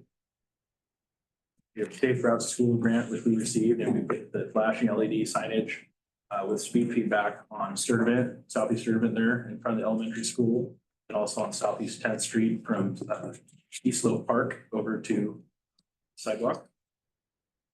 Repaving of Butler Bridge Road from KP's main gate entry to the intersection of Southeast Butler Bridge Road, Southeast East Slope Road. Rehabilitation of Lions Park. Then the office addition here at City Hall, which we plan on completing end of next month. Questions for that, or do you want to keep moving? All right, slow me down if I'm going too fast. Departmental goals. We'd like to complete the rebuild for the memorial bathrooms by the midsummer of 25. They burned down arson of March last year. Tennis courts will be resurfaced at Arcadia Park and hopefully be open to the public August 1st this year. And get on the works of having Business Highway 20 replaced from Northwest Dundon intersection to Highway 229 at the West Junction. Our Public Works crew, maintenance crew will continue to maintain the facilities, parks, and green spaces within the city of Toledo. Public Works will work closely with other departments to manage repairs and upgrades needed in the facilities. Our maintenance workers will continue to keep our parks clean and safe for all to enjoy while continually working on improvement and beautification ideas. Streets and roadways in the city of Toledo will continue to receive attention as necessary for pothole patching, drainage improvements, and maintenance in general. Our crews take pride in keeping their areas clear of litter and debris.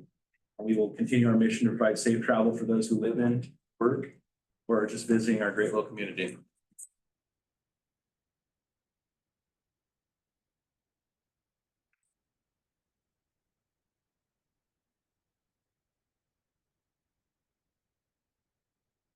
Do you have any more comments you want to go over? Do you want us to just start going through things and then ask you comments? You can go through the expenditures or however you want to do it. Okay, let's start looking at let's start with the streets revenue on page 24. Does anybody have any questions?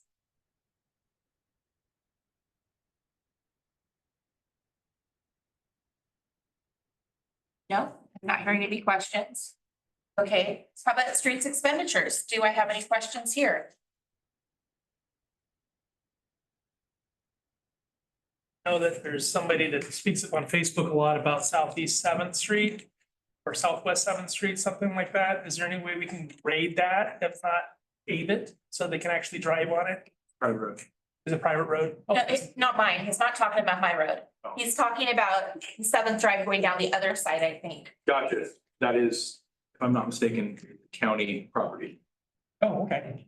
Oh, okay. Well, That's really there, county roads. We will talk, Barry. Okay, am I correct on that one? County road. Ah, okay. There you go. You gotta go to county roads. And the other end of 7th Street, you're correct, is private. I spoke with the individual that you are referring to who lives on that road just last week. Oh, okay. And I know that they hope to talk more to the city, but wanted to kind of wait until things had settled down. Give it a few months. Either way, yes, I am very certain that you are correct.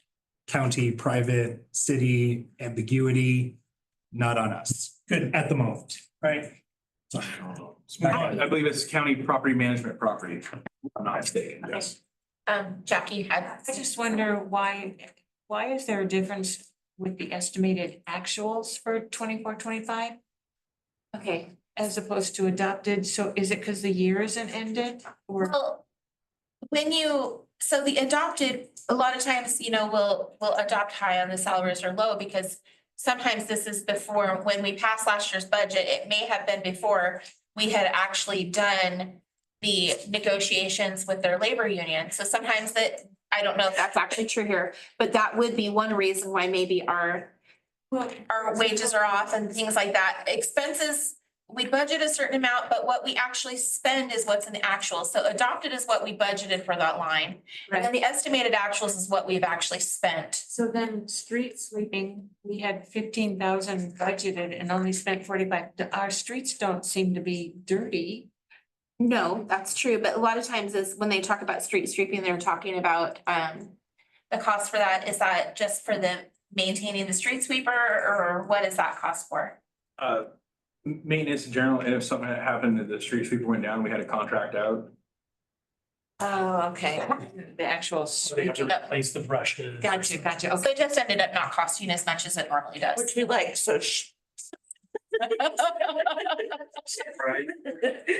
Last week at council, Merritt asked about how much per street cost repair, and you said somewhere around 750 grand. Where is that So on? how much do we have repair on it and how much does it cost it over time repairing? it? Right. That was a Where is it guess. on this? Is it not on this page? No. No. David, I just want to reiterate your point to maybe explain it. When we adopt a budget, we're adopting right about now in this time of year. And these figures that you see as estimated actuals are far more current figures. They're based on what we know a year later, much closer to the year end. Okay. So our adopted budgets and our estimates are generally not going to be identical. Yay. Good question. It was a very good question. Do we have any more questions on page 25? No, okay, let's go ahead and move to page 26 and I'll give it back to Brian with Public Works. The treatment plants, distribution and collections will be water treatment and wastewater. Also provide quality, necessary services for sustainability. Will make it a better place to work, live and visit. Highlights from 24-25. We at wastewater or within the city in general, we've been under MAO, which is mutual order agreement with DEQ since 2019 for faulty sewer lines and excessive INI, which is inflow and infiltration in our sanitary sewer systems, which had a tendency to overload our wastewater treatment plant.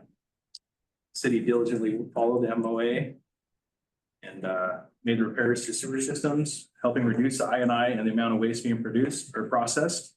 And as of November 24, the city's no longer under the MOA, sorry, with the DEQ. Mr. Lorimer, when was our original date that we were supposed to meet that bar on? I'm not sure what the original date was. Because it seems like we exceeded the bar. We actually fulfilled it early. I want to say little both. 26. Well, it's a little both, Okay. because there were some that had to be done within a 2-year period. We met those. But you're right, we're ahead on the other ones. Yeah, because it seemed like we got, Yeah. we were, once the ball started rolling and we started getting it going, they just moved very quickly. Yes. And, you know, with Brian and then Bill before him, they really did everything they could to not only meet those deadlines, but surpass them. And they've done an amazing job. So they got us through this much quicker. And sorry, Brian, but thank you. And it is an MAO, memorandum and order. It's an MOA, mutual order agreement. I had to relearn my language. It's for mutual that. agreement. Oh, sorry. I would misspoken for the MAO also. That's what I was trying to say. I know, it's mutual agreement and order, but it's really mutual at the end of the chunk. Another highlight from 24-25. Roughly 800 feet of our asbestos concrete treated water line was replaced in October with 12-inch high-density polyethylene, HDPE, during the First Street water line improvement project. We also replaced several fire hydrants and an entire section of roadway from Southeast 7th Street to Southeast 10th Street. It was ground down and then completely repaved. Also, nearly 800 feet of AC raw line from Mill Creek Reservoir was replaced with 12-inch HDPE as phase 1A of the Mill Creek water line replacement. And it completed the section of pipe replacement from Stedco property off of Southeast Tournament to the Mill Creek pumping station on Southeast River Road. 25-26 departmental goals. The filter media at our water treatment plant needs replacement. It is recommended that the filter media be replaced every 20 years. The city of Toledo hasn't done it in 25. It's a crucial part of the water treatment process that removes sediments and impurities. Crucial. What kind of is that one of your improvement things later or? It is. Okay, then I will withhold my question. Yeah, you talked to us earlier. I'll go over a little more detail in the capital project. Great. The SCADA systems, supervisory control and data acquisition systems at both our water treatment plant and wastewater plants are both very dated and they need to be replaced. They're pivotal for optimal performance, communication, and monitoring. Also, our Lincoln Way and high school sanitary sewer pumping stations don't currently have ATSs, which are automatic transfer switches, which means that in the event of a power outage, an ATS would start a generator at the pump station and continue pumping the sewage to our wastewater treatment plant. It would reduce the potential for safety hazards for our workers and also health hazards for the general public. So currently, if we have a storm situation and one of those pump stations goes out, one of our employees has to go and manually physically do Our other that. sanitary sewer pumping stations have them. Lincoln Way and high school pumping stations do not. Other Bridge Sanitary Sewer Pumping Station has a dated operation system and it'll soon be obsolete. Our VFDs, which are the variable frequency drives, they need to be updated as well as the PLCs, which are the programmable logic controllers. and other necessary corresponding system pieces. Without these, our pumping stations would not operate and the sewer waste would not make it to treatment facilities without continual manual intervention. Our wastewater treatment plant is dedicated to the efficient treatment of sewer waste that is produced by the city of Toledo. Our operators are diligent in serving the city. The wastewater treatment plant treated roughly 291,387,000 gallons of waste in 2024. 24,282,250 gallons per month average. Our water treatment plant strives to provide the best quality of drinking water to the city of Toledo, and our operators are dedicated to their craft. The plant produced 184,991,257 gallons of drinking water for 2024. That's 15.4 million gallons average per month.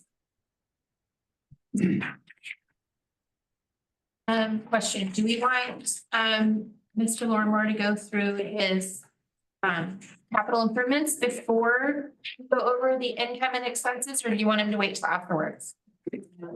Gonna do it now? Would you like to go over this with us now? Okay. Okay.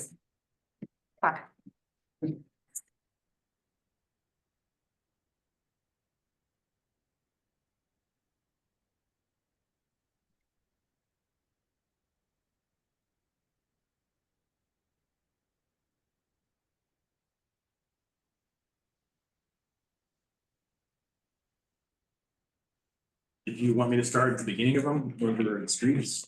Sure, go ahead. Okay. Capital improvement project for public works, the streets, the street painting, and I believe that's the cost of the item should be 54,000, not 52,000. That's probably my mistake. Did you see 54? Yeah, I believe so. Line item 011-110-600-420 from the budget. It's to enhance and sustain public infrastructure and facilities by implementing plans for parks, stormwater, and street improvements, upgrading water lines, improving infrastructure, and evaluating the city fleet in order to create safe, efficient, and sustainable environment for residents and visitors. The painting of our streets and roadways is pivotal for sustaining safe travel for all those who live, work, or visit the city of Toledo. And maintaining the lane markings with annual painting is necessary. So those are just the lanes, not curbs. It's center lanes and the fog lines. Okay. Not the turn arrows, crosswalks.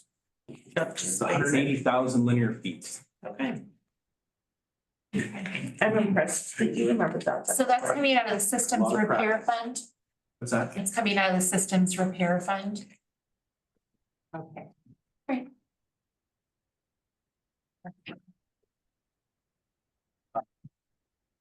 Hammond Tank Reservoir. Cost of the item is $2.3 million. Line item 041-410-608-100. It'll be a complete replacement. Hammond Tank is a 1 million gallon steel storage tank that was constructed in the 70s. Recent inspections have found the rust and deterioration to structural supports internally, making evident the tank is approaching end of life. A $2.6 million bond to replace the Hammond tank was voted on in favor by the citizens of Toledo. You can like have a block party to watch that come down. Probably pretty boring, so it'll probably come down to pieces. But I'm on board. It would be fun. Or stick a dynamite works on it. I was thinking that. What's that? I didn't say Stick a that. dynamite would work too. There's neighbors with a bird up. Okay, so I have a question for you. You're saying that it's coming out of 041-410-60-8100. Tracy, that's probably not correct. That's taken from what was in the budget last year. And we have a water construction fund that will fund the tank. And just to update everybody, we're expecting to close on the bond sale on June 11th. So, That was an item that I was provided. okay, that's fine. I'm just looking for where it is in the budget here. You're wrong. Here it is, water construction fund. It's probably the last fund. So the correct budget line item on that one should be 085 850-620-520. That's correct, yes. Thanks, Judy.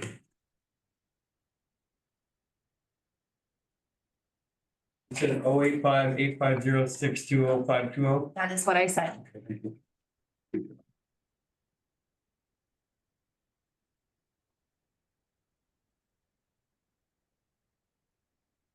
The next capital improvement project is actually for the filter media replacement that I spoke about before. The cost of the item is actually $275,000 roughly, and that would be coming out of the line item budget 041-410-620-580 would be complete replacement. Capital to enhance and sustain public infrastructure and facilities by implementing plans for parks, storm water, streets, improvements, upgrades, lines, improving fire infrastructure, and evaluating city fleet in order to create a safe, efficient, sustainable environment for residents and visitors. Explanation for the purpose is the filter media is a crucial part of our treatment process at the water plant. It's recommended to be replaced every 20 years, and as I stated before, it's been over 25 years. And the filter media is what is used. Filter media is what is used to physically remove the impurities, the particulate, and then contaminants from our drinking water in the process. No matter what happens, I don't want this one removed. No. Especially since it's over June. All you can say is ew. I have a question. So recommended replacement is every 20 years. Will the new one be expected to last 20 years as well? That's the expectation. We're still we'll have to get numbers from multiple contractors, obviously, and find out what the warranty work is like. But the suggested replacement, 20 years roughly lifespan of it, and we've exceeded 25 currently. Just would have thought there'd been some sort of improvement on them. How long they last? Yeah. It's really old timey. It's just a different size of It's just a big Brita filter. it basically, and it's like, is it like 10 or 15 feet deep? I mean, it's like thick. I can't give you the depth. I don't. You can go into a tour and see like a cutaway of it to see it. Yeah. There's the aggregate. Yeah, it starts to be big and goes to really small or vice versa. Yeah. I think what she's getting at is 20 years ago, it lasted for 20 years. Now 20 years later, it should last longer than 20. I think what she's going. Yeah, but if it's the same materials that possibly would, Yeah, I don't know what kind of. if it's the same, if they replace it, maybe, yeah, Seems like, yeah. Thanks. Yeah. I guess we'll have to find out. Capitalism. Must not be big money in improving them. 15 years. I don't think they probably have a lot of huge costs for it. I don't know. Yeah. Okay, moving on. Question. All right. Water treatment, both water treatment and water, both the SCADA systems need upgrading. Actually, we'll start this one for the water treatment plant itself. SCADA stands for supervisory control and data acquisition. It's needed for our process. Cost of the item would be $18,115 off the quote that I received. How often do you have to do these? That, How often do you have to do these updates? the SCADA, I'm not sure. The SCADA system, seriously. I can get back to you on that, Frank, if you'd like. It's a technology thing. It's all technology, so it can change and improve last long, I think.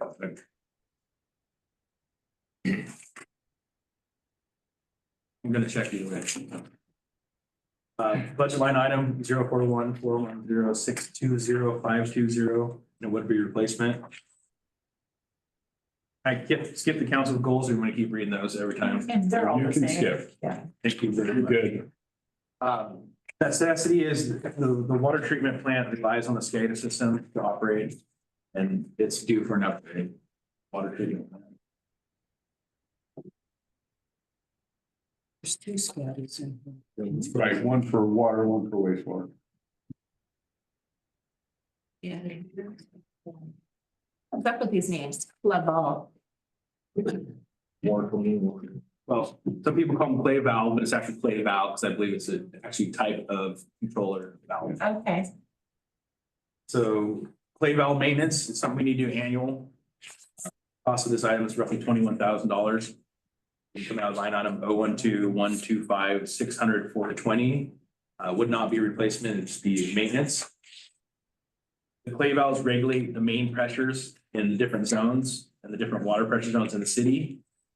With proper maintenance, when it's not performed, they can gather debris internally, stick in position and cause severe pressure changes, which would cause water hammer, and which some of our aging infrastructure is AC lines, create spiral fractures and big problems. So these regulate the pressure zones and help prevent those from happening. So this is maintenance on all of these valves that we have in the city. About how many valves do we have? Good question. I want to say there's 16, but I could be off.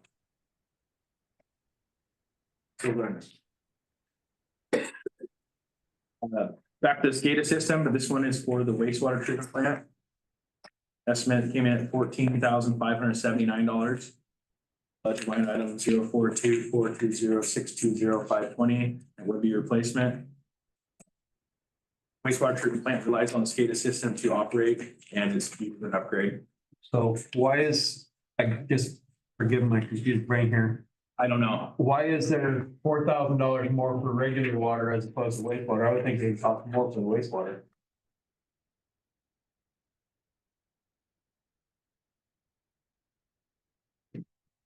We don't have a good answer for you, other than that's the estimate of what it costs to be replaced. They charge. Maybe one, you have to detect the poo in the water and the other one you don't care. SCADA systems perform different functions, you know, controlling tank levels, distribution valves, that kind of thing. Different systems of learning. What's that? Public grid. Just glad that this is fine. All right, so moving along, our Butler Bridge Road sanitary station, the VFD, which is variable frequency drives, and the programmable logic controllers, which is also PLC known as. The cost of replacement is $99,624. Yes, that's steep, but it's outdated. The budget line item is 042-420-620-520, and it would be a complete replacement. The VFD drives, or the VFDs and the programmable logic controllers, PLCs, at our Butler Bridge pumping station, they're outdated and at end of life. Our systems cannot operate without them. Butler Bridge is in need of updating before we witness a catastrophic failure and potential safety health hazards associated with the failure. What are the availabilities of these parts? We can get them. I think there's, I want to say, last I checked was like a 6-week turnaround possibly.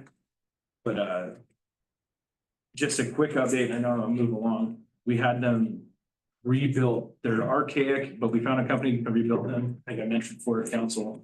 We had to send them back to Georgia or somewhere and they reprogrammed some of the stuff. It's not in the norm, but we were able to do that to get our Ammon pumping station back up and running. And we're gonna let that one along. We'll worry about that one in the future. But this is pretty pivotal. So how much did it cost to have it rebuilt? This is not having rebuilt. This is just a portion of it. The VFDs. How long do they last? You know? I don't. But what I do know is it was a nice Band-Aid and it was cheaper than the alternate for the time being. But this is something that's, if it happens, it'll be catastrophic.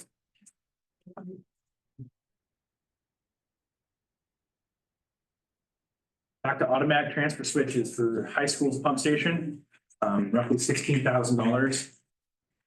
Budget item 042-420-620-520. It wouldn't be a replacement, it should be an install. Installation of automatic transfer switch at the high school sewer pumping station would restore power to our pumps by a generator during a power outage. And it would help minimize safety issues for personnel during adverse weather and also reduce the potential for sanitary sewer overflow, which is SSO at our sewage, as our sewage would continue to be pumped to the wastewater treatment plant as opposed to surfacing. Ditto on Lincoln Way. What's that? And ditto on Lincoln Way. Yeah, and Lincoln Way the same.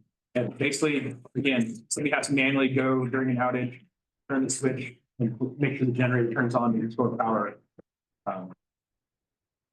ice storms, what have you, down these limbs, safety concerns for whoever's out on call. It's yeah, it can be problematic. So now that Brian has gone through those, let's go back to page 28. This is our water revenues. Does anybody have any questions? It looks to me like we accounted for some of the loss of Seal Rock last year. It looks like there's more of it that we're accounting for this year. It's just going down. Anybody have any questions on any specific items? Okay, let's move on to page 29, water plant expenditures. Do I have any questions on this page?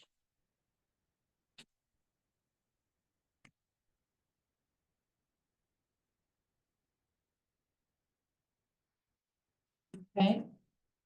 Not hearing any. Let's go ahead and go to page 30, and this is water distribution expenditures. Do I have any questions on this page?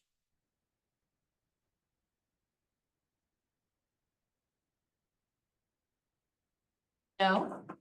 Okay, and then let's move to page 31, sewer revenue. Do I have any questions here?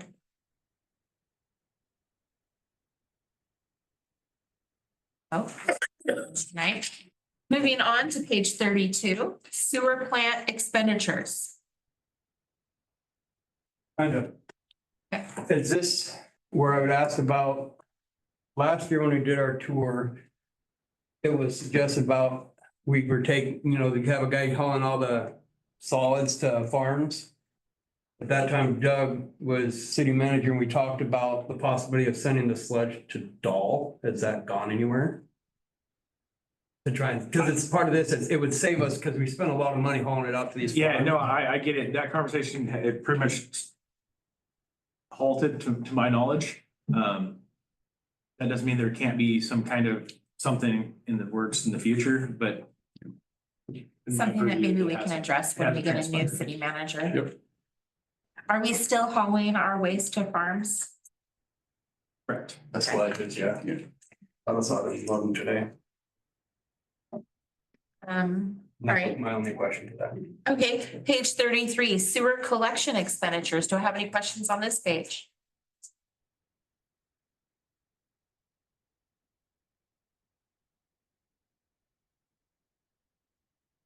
No?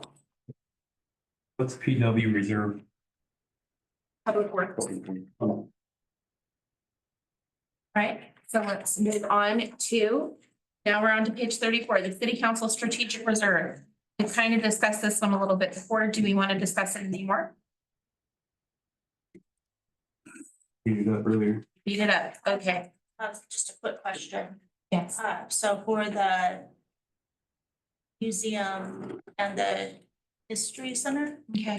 that request was presented to us last week for $12,000 each, and the year prior, we took that money out of city council strategic. We took it out of the city council strategic reserve because they needed emergency funds at the time.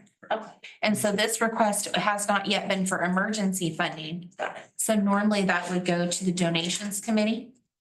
And unless they come to us with something more emergent asking for that, that's where the request goes to. It's considered with the donations committee. I thought that their request was an emergency because it's up in the air again. And they're gonna possibly close because the county's not responding. And they mentioned that it was an emergency once again. Possibly, go ahead, Andrew. And to clarify, the we is city council. City council. Because I just wanted to clarify that because I know seven of us wear two hats in this room.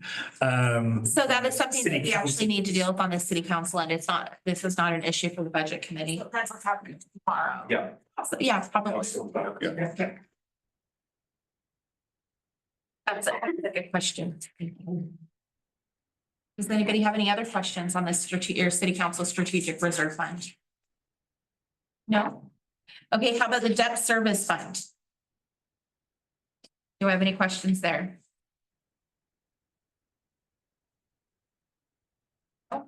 Okay. Now page 36, this is called forfeiture revenue. this page. What does that mean? Judy, can you please give us the good news? Yes, the good news is that we are closing the forfeiture revenue fund. We're transferring what little bit was left in it to the 911 fund. And probably the 911 fund will be closed next budget year, depending upon your finance director, of course. But Thank you, Judy.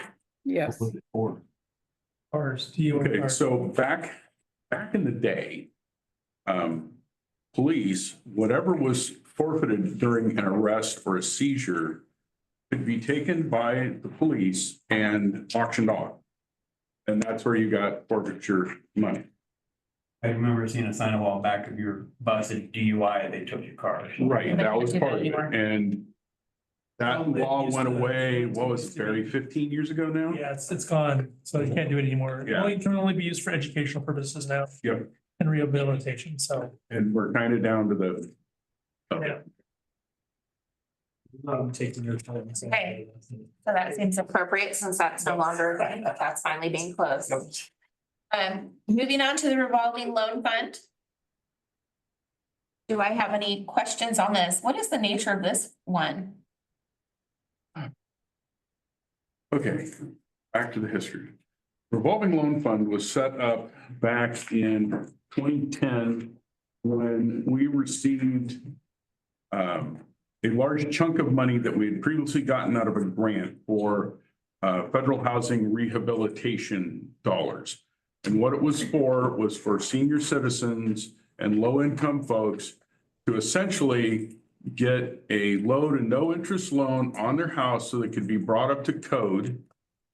Okay, or fix a roof or, something so they could stay in that home, which then did not get paid off until the home changed hands. Okay, half of the money that still had the string attached to doing exactly that, we have secured with Dev Northwest. And then this money was to run our own program here.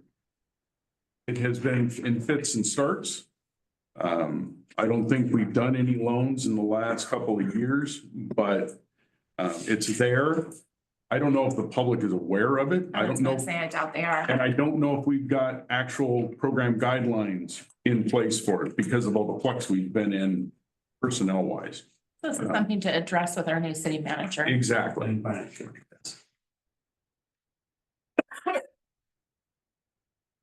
Did that answer your question? Your question? That was my question. Your question. And yes, it did. Okay, let's go to page 38. This is the solid waste fund. Rod, you want to give us some background on this one too? Welcome to the Agate Beach landfill.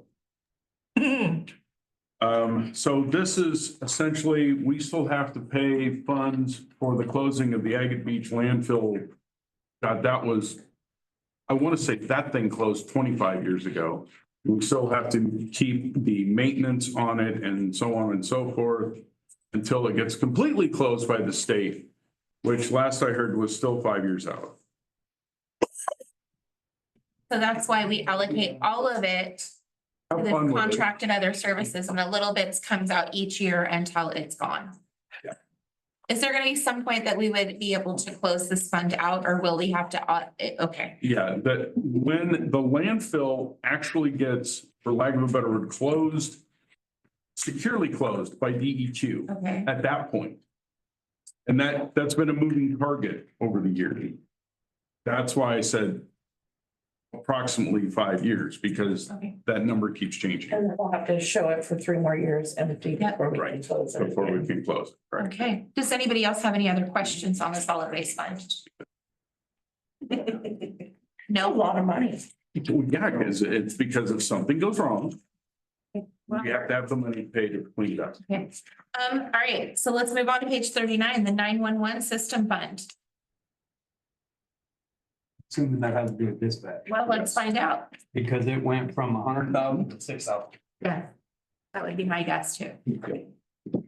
So this will disappear this next year probably.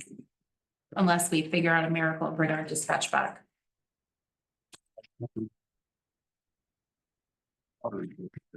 Yeah. Okay, page 40, the building and property reserve fund.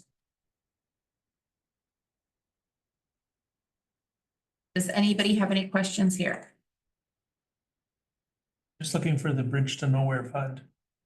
That's Rod's special fund. And the ribs. Yep. We haven't passed it yet, have we? Let me know when we get to it. Okay, do I have any other questions? Building? No, okay. How about on our general reserve fund? Do we have any questions here?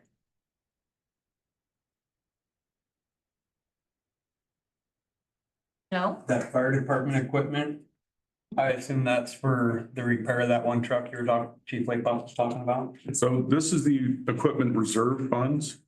So this year, we're actually not spending anything on a fire department piece of equipment, so we can actually have a positive there. Yeah, that's part of the apparatus replacement plan. So the over expenses of this repair will come out of that.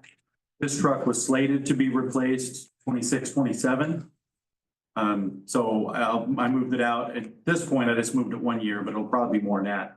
And then there's other vehicles that need to be replaced or repaired if something should happen. But yeah, apparatus replacement plan, which covers our large purchase of breathing apparatus, our breathing air compressor, any of our very large items like that. Thanks, sir. Hey, what's going on with our fuel truck we bought? Fuel truck, is it working? Yeah, it should fire up. I had heard from somebody it wasn't working. We bought it and then it went down.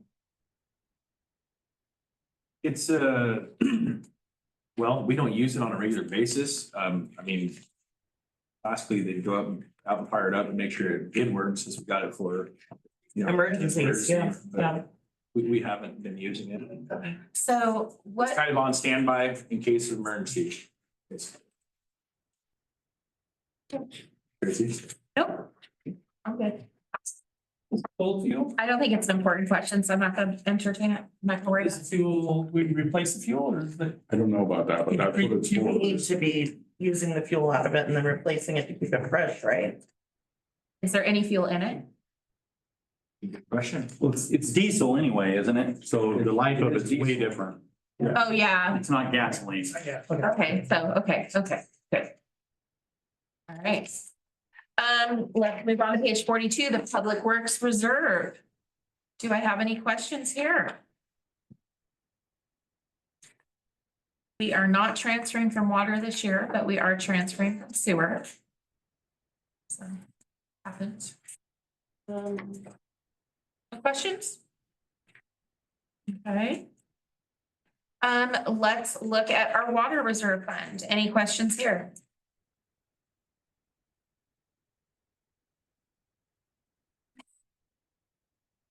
Okay, moving on to page 44, our sewer reserve fund.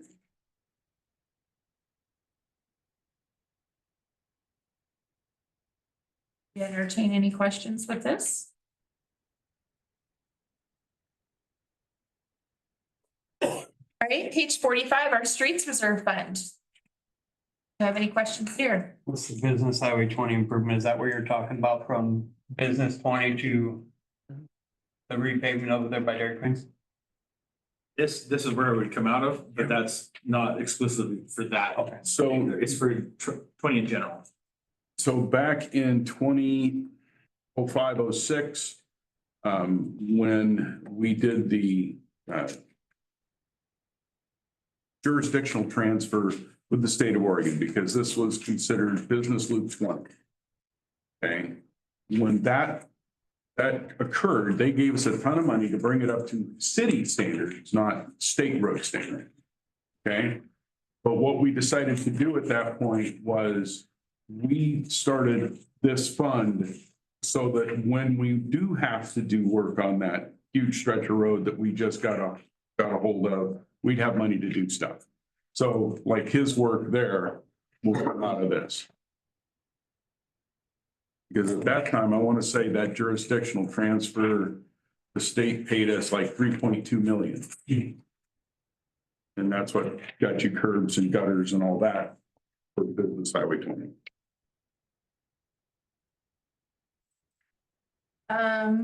Let's. Looks like this is the end of the library reserve. It There's is. nothing They closed coming it in. out last year, but we have to keep it in the budget for 3 years. All right. So I think we can move past that one. Footpaths and bicycle trails fund, Rod.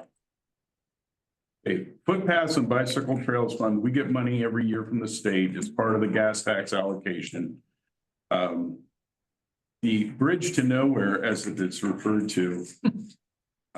We got a very good pedestrian bridge for nothing back in the day. And the idea at the time was, so to put this into perspective, we know where the tidal slough is that we have in the tidal wetland that sits across from East Slope Park.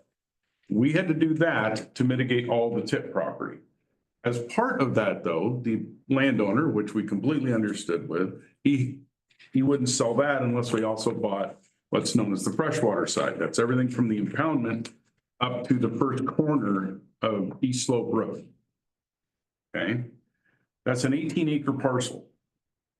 Part of what we were going to do before it was nixed by DEQ, because we can't add a shovel full of dirt or take a shovel full of dirt out of those 18 acres, was to put a park down there with several fields, pavilion, the whole 9 yards. And we were going to have a path that ran along the top of the dike that you see out there against the slough. We're going to have a walking, pedestrian, bicycle path that goes around and then goes across to the elementary school. It still might happen, but it's been going on. It kills me that the bridge is still in good shape. The bridge is going to outlive all of us, and it's going to be still sitting at Public Works one day whenever this gets done. Unless we figure out someplace else to put it. If We can't put it on floats and float it with the tide. You're And then. beyond the tide, up on the front, on Oh, the that's slough side, right, yeah, that's on the slough yeah. side. yeah. Well, even better. So the DEQ won't let us even go across it. What if we don't So- tell DEQ we're doing it? Oh, don't get me started. So currently, My comment was. currently the revision is to use safe routes to schools to get them off of 10th where all the trucks are. Right. Okay, and then run that path, still run the path, still make the bridge across, but put in a lighted crosswalk there to the elementary school.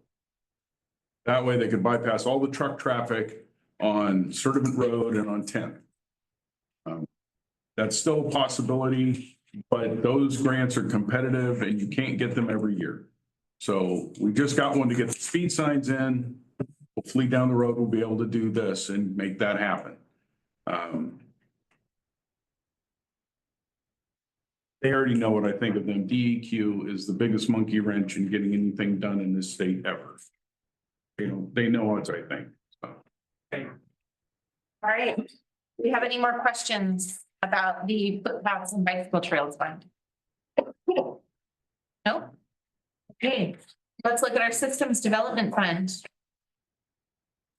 we have any questions on this one?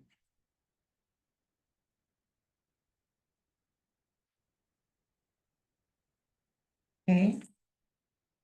All dinosaurs are purple. And let's move on to page 49. Dinosaurs are purple? Yeah, Rod's the only one and Kim are the only two that even heard me. Oh, I heard you. My husband's down there going, what?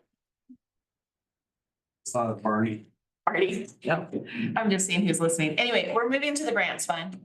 Does anybody have any questions about this page? Yeah, what's a petroleum trust? Rod? State of Oregon, representing all 241 cities and the 36 counties and the state of Oregon, was the victor in a lawsuit against the petroleum industry back, God, I can't even remember how long ago. These are the funds from that, and we can only use it in certain instances, and that's why sometimes the fund doesn't move, sometimes it does.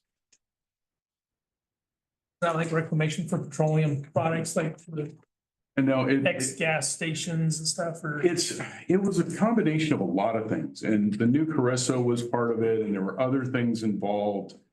See, you at least know of the new Carrizo. Yeah, a lot of people don't.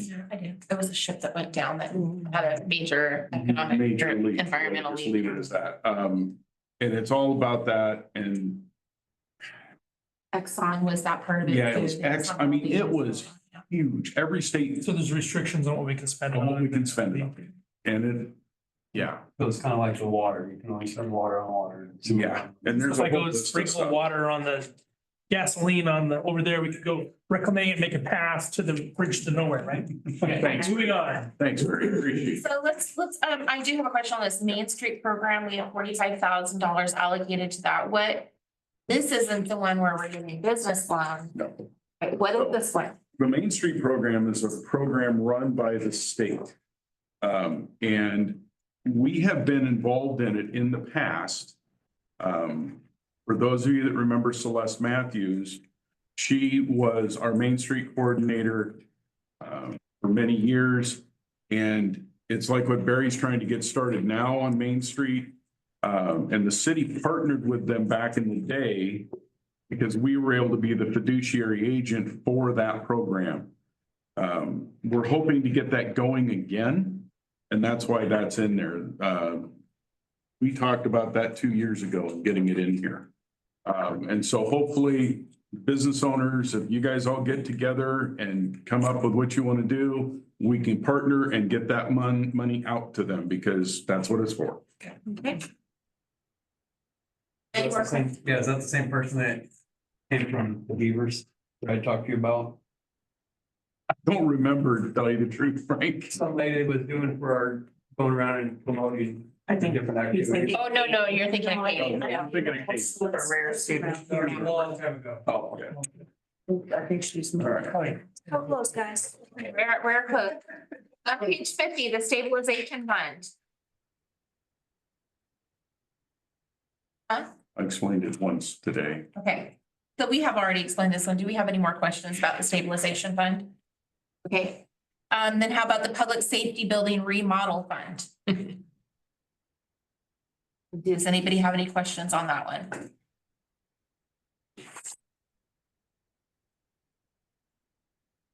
No? Okay. All right. And we will. Boomer blue, go boomers. Yay. And then the water construction fund, we've already covered that one. That is to do with the water tower. Yes. So now we have, we've been through the budget, we've reviewed it. And, do we want to discuss it anymore? The only two pages we didn't go over, and I don't know if it matters, but are 58 and 59 of IT department upgrades. Yeah, do we need to, does anybody feel like we need to go over these IT department upgrades? One was for, phones that need upgraded. And then the other one was for, Public Works fiber. So, extending the city fiber network to the Public Works shop. And then the other one replaces our current desktop phones, They're probably pretty old and antiquated, so. Probably were put in there in 1932, and I'm surprised you don't have to have a separate person hold on to it. I just want to know where the cranks went. Parks and Rec master plan.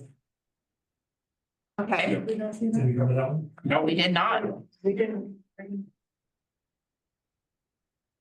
Did we not get the grant? No, we got the We grant. got it. This is the, Okay. this is the match for the grant. All right, so. I don't know who would go over that. David, would you be able to address this one and go over I this? should say that Justin from planning would be the one through COG would be spearheading this work on behalf of the city. And is Justin here to comment on this for us tonight? So Barry wants you to read the explanation. Down at the bottom of that. Yeah. On the Parks and Recreation Master Plan. 30 seconds. Thank you. Actually, Hey, oh, is this the, Hello. anyways, the planning department is proposing to complete a Parks and Recreation master plan to plan and prioritize future park improvements In addition, this would include some planning for the boardwalk trail across Olalla Slough. Now, is that Olalla there or over there? That's China Slough over there. Yeah, that's trying. Okay. This is a lot. Okay. The department will apply for Oregon Parks and Recreation grant to cover a portion of the cost because it's an amazing place to go kayak. The total cost is estimated to be $40,000 and is awarded the grant of the city would be required to pay 20% or $8,000. We have received notice of the grant. We just got. Cool. The upper acre. Brian has a Brian has a question. question. Yes, sir. To follow up with Frank's questions, the SCADA systems can last for up to 20 years. Also, the VFDs lifespan about 20 years also. Perfect. Thank you. That's excellent work. In 20 years, they haven't improved the lifestyles. Okay. Do we want to take some public comment? I think I'm ready for public. Do we have anybody in the audience that would like to comment on the budget? If there's anyone online who'd like to speak, please raise your hand electronically and you will be recognized. I see no hands raised. Okay.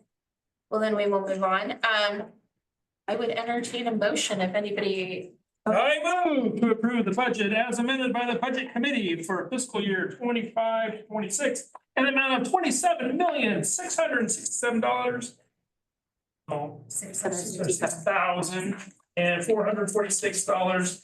Approve the tax rate of 5.18 per 1,000 of assessed value and accept the state revenue sharing. Second. Give it to the mayor. No, give it to Frank. I have a motion by Barry and a second by Rod to approve the budget as amended by the budget committee. I think the only amendment we made was a line item where that was coming from.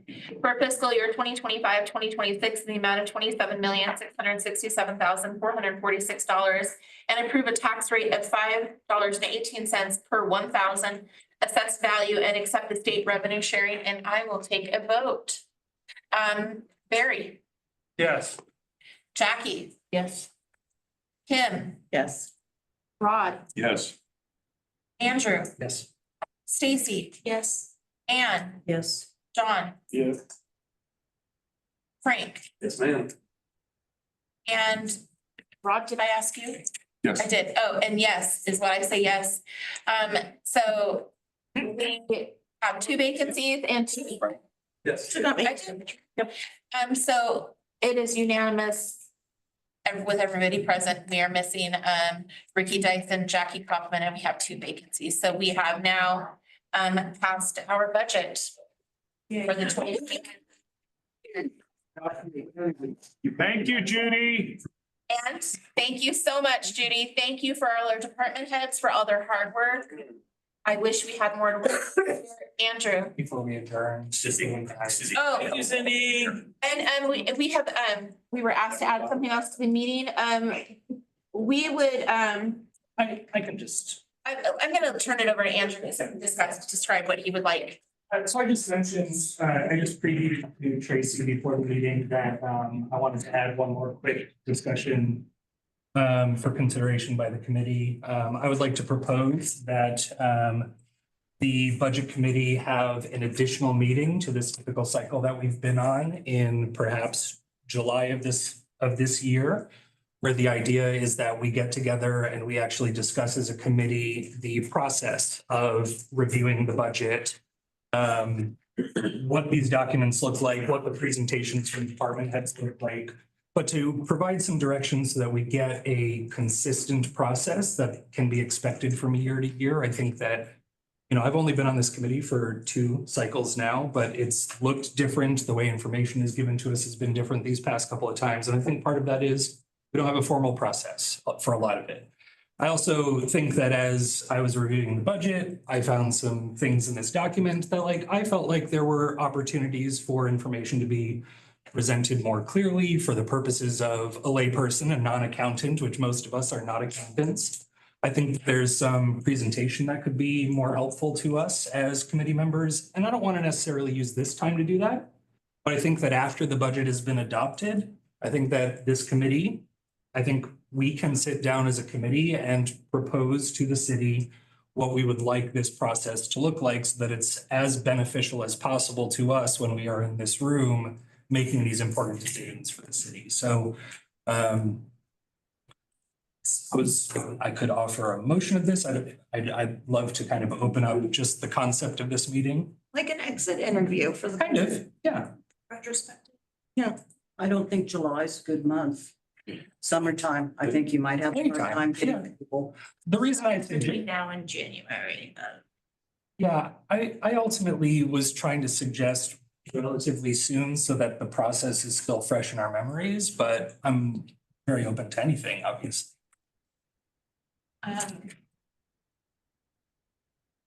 Yeah, I mean, it, should we just do like, why don't we just do a hand raising, and is anybody interested in doing such a process? If you're interested, let's raise your right hand. Basically, we're seeing how the format's going. Yeah, we're gonna kind of try to streamline it maybe. Like what we thought was good. People design the form. So one of the things though that we have to keep in mind is that whatever format look at, it has to fall within the state rule, how it has to go. Yeah, I don't think we designing it would be a good idea. Well, what I think we it can would be do, a good so- idea possibly to have other formats that are already around. Right, Yes. yes. And I'll give just one thing as an example. So this is not to criticize anything about what we're looking at, but I personally would have really liked a different content in the narratives of each department budget. I think that having some history of the department and some of the stuff about, and I'm just gonna pull one out as an example. Those were shorthand, by the way. Those were Yeah. those were shortened up. Yeah, so looking at fire, this is just the one that I pulled open. This is not about, again, criticizing anything. I think the history of like East Lincoln Fire District is interesting, but that's not actually really a justification for the budget I'm looking at. So as a layperson, I don't need to, like, if I'm trying to approach this budget and read this budget and think about what the changes are from year to year, I don't necessarily need to know that East Lincoln Fire District have successfully become the 9th fire district in the county. That's not useful information, but that's the type of information that makes up most of that narrative. I think a good narrative could be a justification for significant changes of increases or decreases throughout the budget. But that was the justification, because East Lincoln becoming its own entity is why we lost the funding. All I'm saying is that when I read this, I don't feel as much of a clear connection between what I'm looking at across the budget or how it applies to specific line items throughout the budget. I feel like I'm looking at a history more than I'm looking at a narrative description of the complete budget of what I'm looking at. I understand, again, I'm just pulling open one particular thing. I think it would be useful for us as a committee to get together and say, what improvements can we make to this document? And perhaps I personally would have liked the presentations that we got. I would have loved those last week. Because then I could go with context into my reading of this document as opposed to reading this somewhat blind and getting the information now. So all of those things, right? Thinking about. I would even add, when it comes as a layperson, right? And someone who, sorry, I don't tune in every city council meeting. If Rod has to sit here and explain something every single year because it's not explicitly clear here, could we not have just a supplemental packet with the acronyms or some of the background on these things that I know right now I'm not gonna remember? Either way, I guess all that I'm pitching. Yeah. Well, and if it was part of it, then people in the community could understand that. It would, yeah. It'd be more transparent. My Accounting more people to terminology. join this committee. That's what you need. Well, and she's right about the history. I mean, the only reason I know all this stuff is because I've been doing it for 27 years. What are we gonna do if we get Alzheimer's?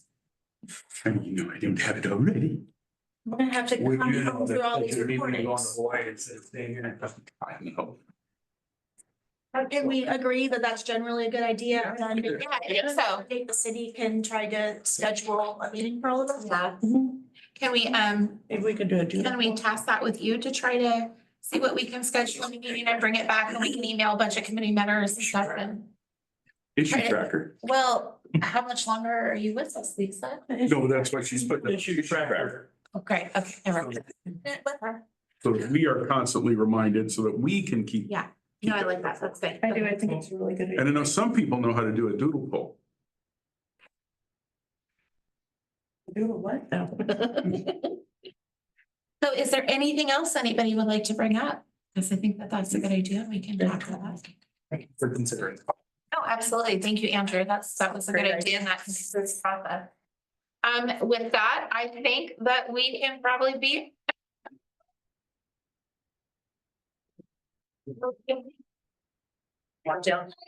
Share, it's slides.